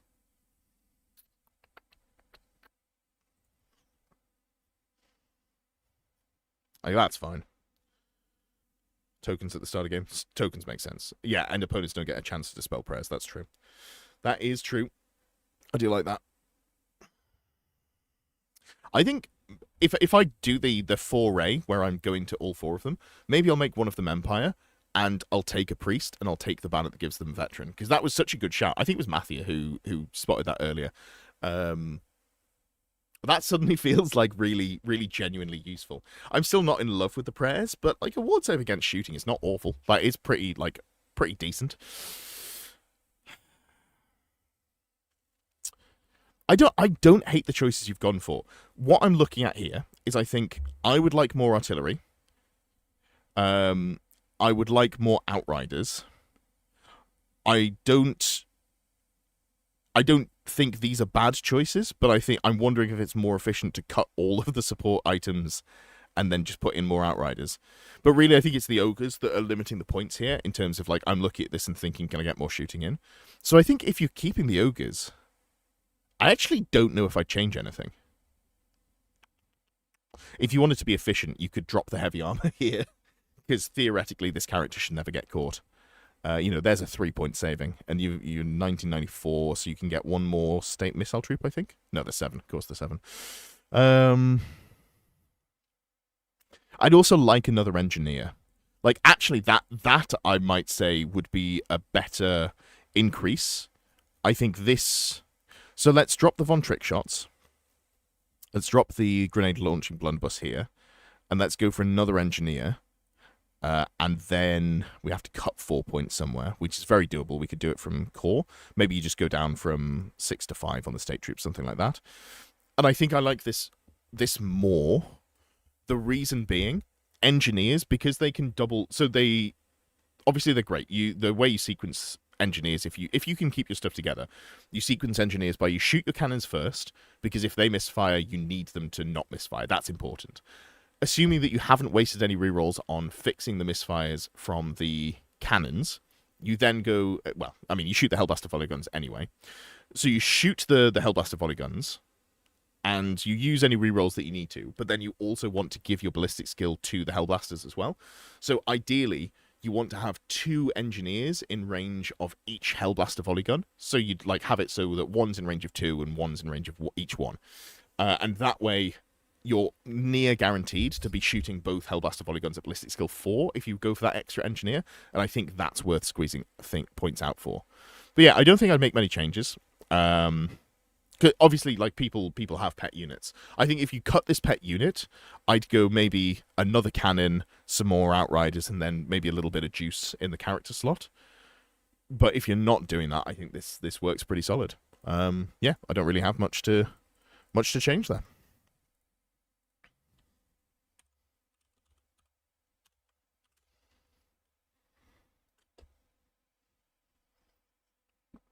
Yes, yeah, the veteran banner's only for Battle March, that's correct. But I am keen to play some more Battle March. I love it. I had a great time. Every time I play Battle March, I have a great time. All right. Last but certainly not least is Chicky's Dwarves. Trying to make a decent Grand Army King and Gruggly BSB with Longbeards, or splits of the BSB goes with whoever else may need the extra durability. Shooting Thane for extra standard shoot punch where needed. Rest is big blocks that hopefully tank charges. You have a reason to put together the extra engineer? Hell yeah. Yeah, 3 engineers is great for Empire. Hellbuster volley guns are so engineer thirsty. Like, I haven't done the maths on it, but like, every engineer you have, if you could have 4 engineers for 2 Hellblaster volley guns, I think that would be the optimal number, but obviously you can't. So 3 is good. Okay.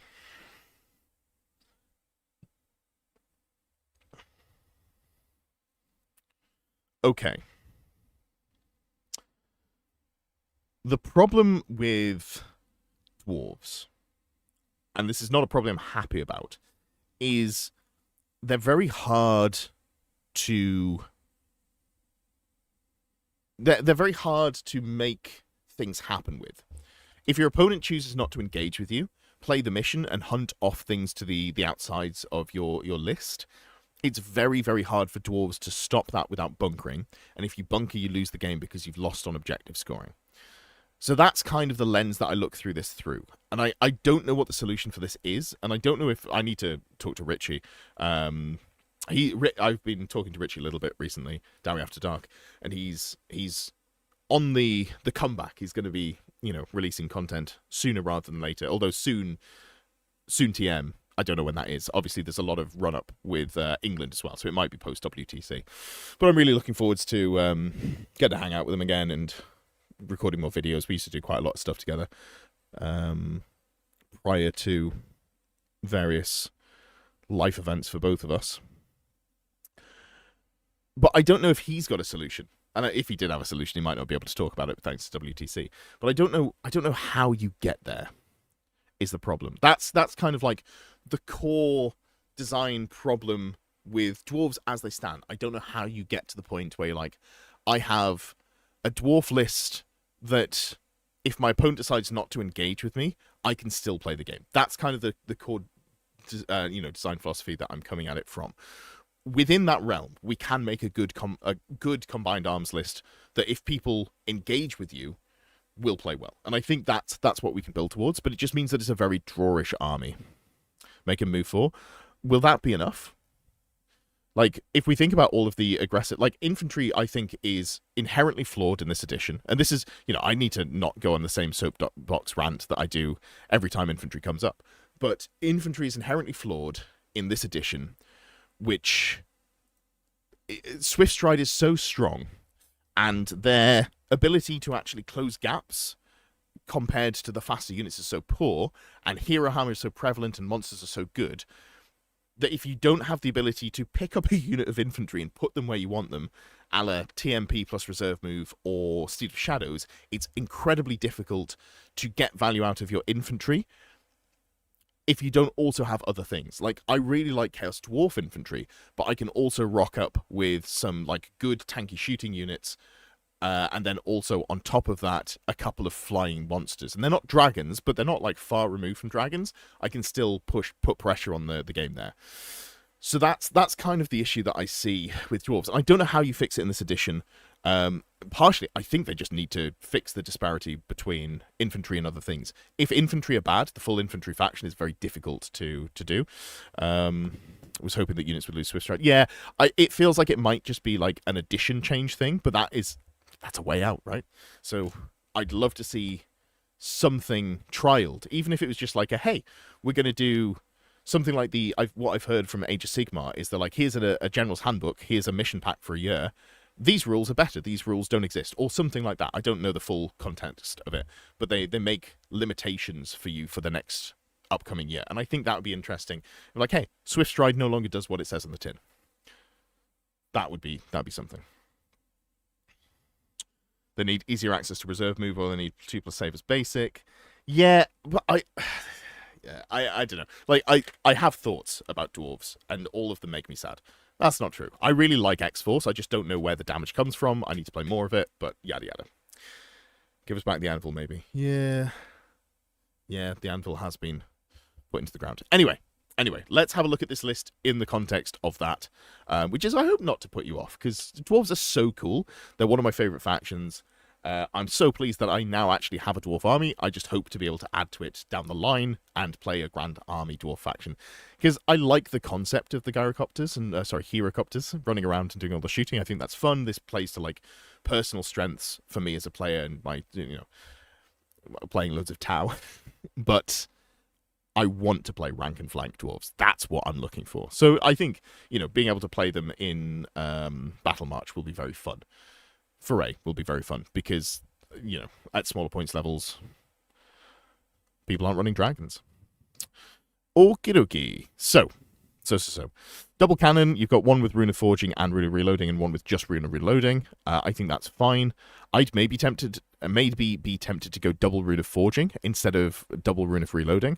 It is more points, but I feel like the reroll on the artillery die is really nice, and if you don't get to the point where you need to reroll the misfire and malfunction, that's maybe a bit better. Small tweak. I'm not even sure if that's objectively correct, but this is like personal preference for me. I'd rather have that once per game be like, oh, I've misfired. Let's not be in a position where I might blow myself up. Two regular copters with steam guns. This is a good unit. Playing X-Force, I really felt the value of this unit, and in fact, I'm probably going to up the number of gyrocopters I have in my lists. Iron Drakes are surprisingly solid. They are a very, very punchy unit. Cinderblast Bombs as well, I don't hate. They are 15 points, though.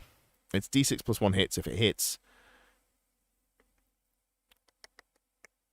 Is that worth taking? Because you've got quick shot. Like, when you were taking the Trollhammer Torpedo and you wouldn't be able to stand and shoot with it, Cinderblast Bombs was pretty nice. But now I'm like, how much better is it than just the Drake Gun? Like, is it 15 points better?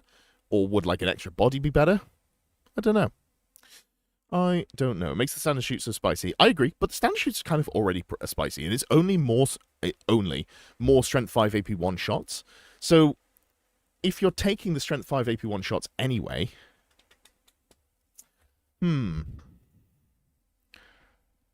Oh, also it doesn't have dwarf crafted, whereas the Drake guns have dwarf crafted.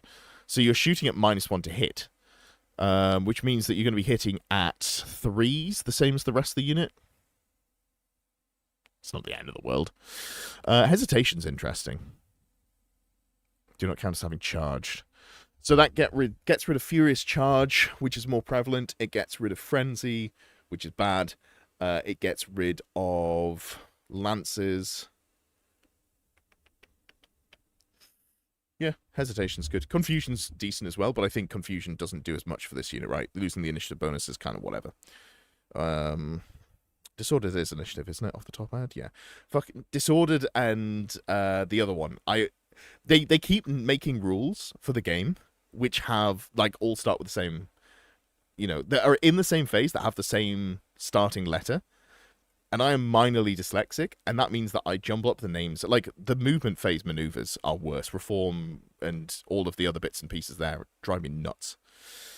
Does it get rid of impact hits? Ooh, yeah, I guess it does. Right? Any special rules? Impact hits is a special rule. Yeah, alright, yeah, that gets rid of impact hits. Interesting. I honestly never considered that. I've never played an into dwarves while I've had impact hits, but that's good to... Or not when they've had this banner, anyway. Only in the meme game that got the Old World Facebook group really upset when Andy posted a picture of 70 dwarves stretching across the table in a single line hammer, and I brought 26 orc boar boys in the line as well. Great times. Okay, so you've got the Rangers fully equipped. You probably want a standard there. You've got Rune of Battle, and then you've got Hesitation here. Okay, so here's my first note. You are very vulnerable to terror. And you're going to say, but I'm leadership 10 with my general. And I'm going to say, I've terrored 1,500 points of dwarves off the table on turn 3. Turn 3? Maybe turn 2. And that game was over in 30 minutes, and that was a tournament game. And since then, I've always thought, probably just want Rune of Courage. Rune of Courage is very good. So the Rangers have Rune of Courage here. The Longsmiths, you can put that on the BSB. The Thane can go Grugly Battle and then also either Fear or Courage. I think if you're going for smaller units, Courage is fine.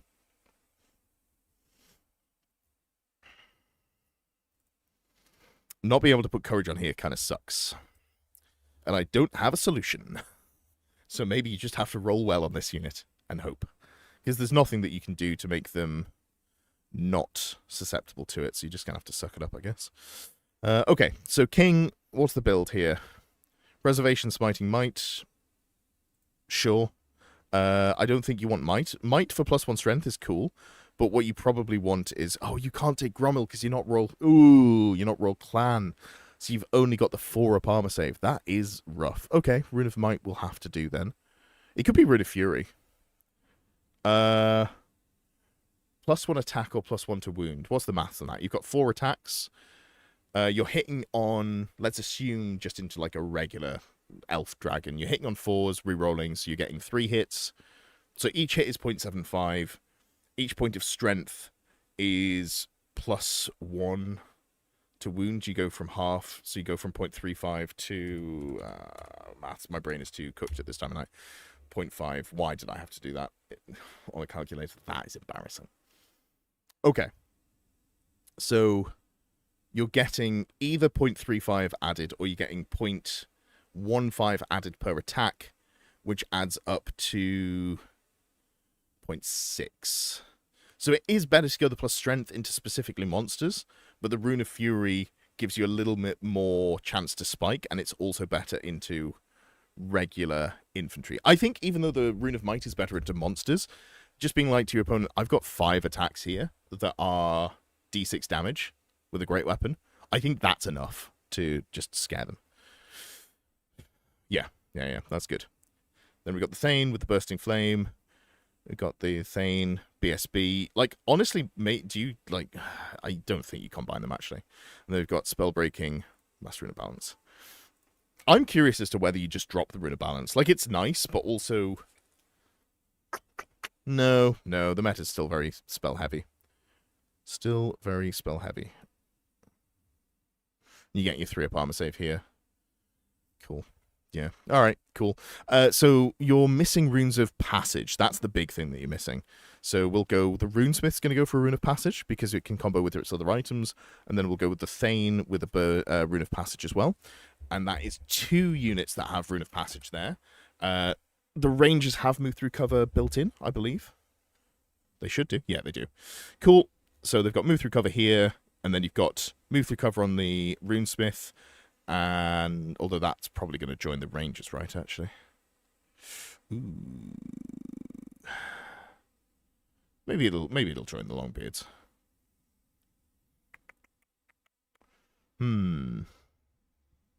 Or no, it'll probably join the Iron Drakes. Okay. Yes, yeah. Runesmith joins the Iron Drakes or Longbeards.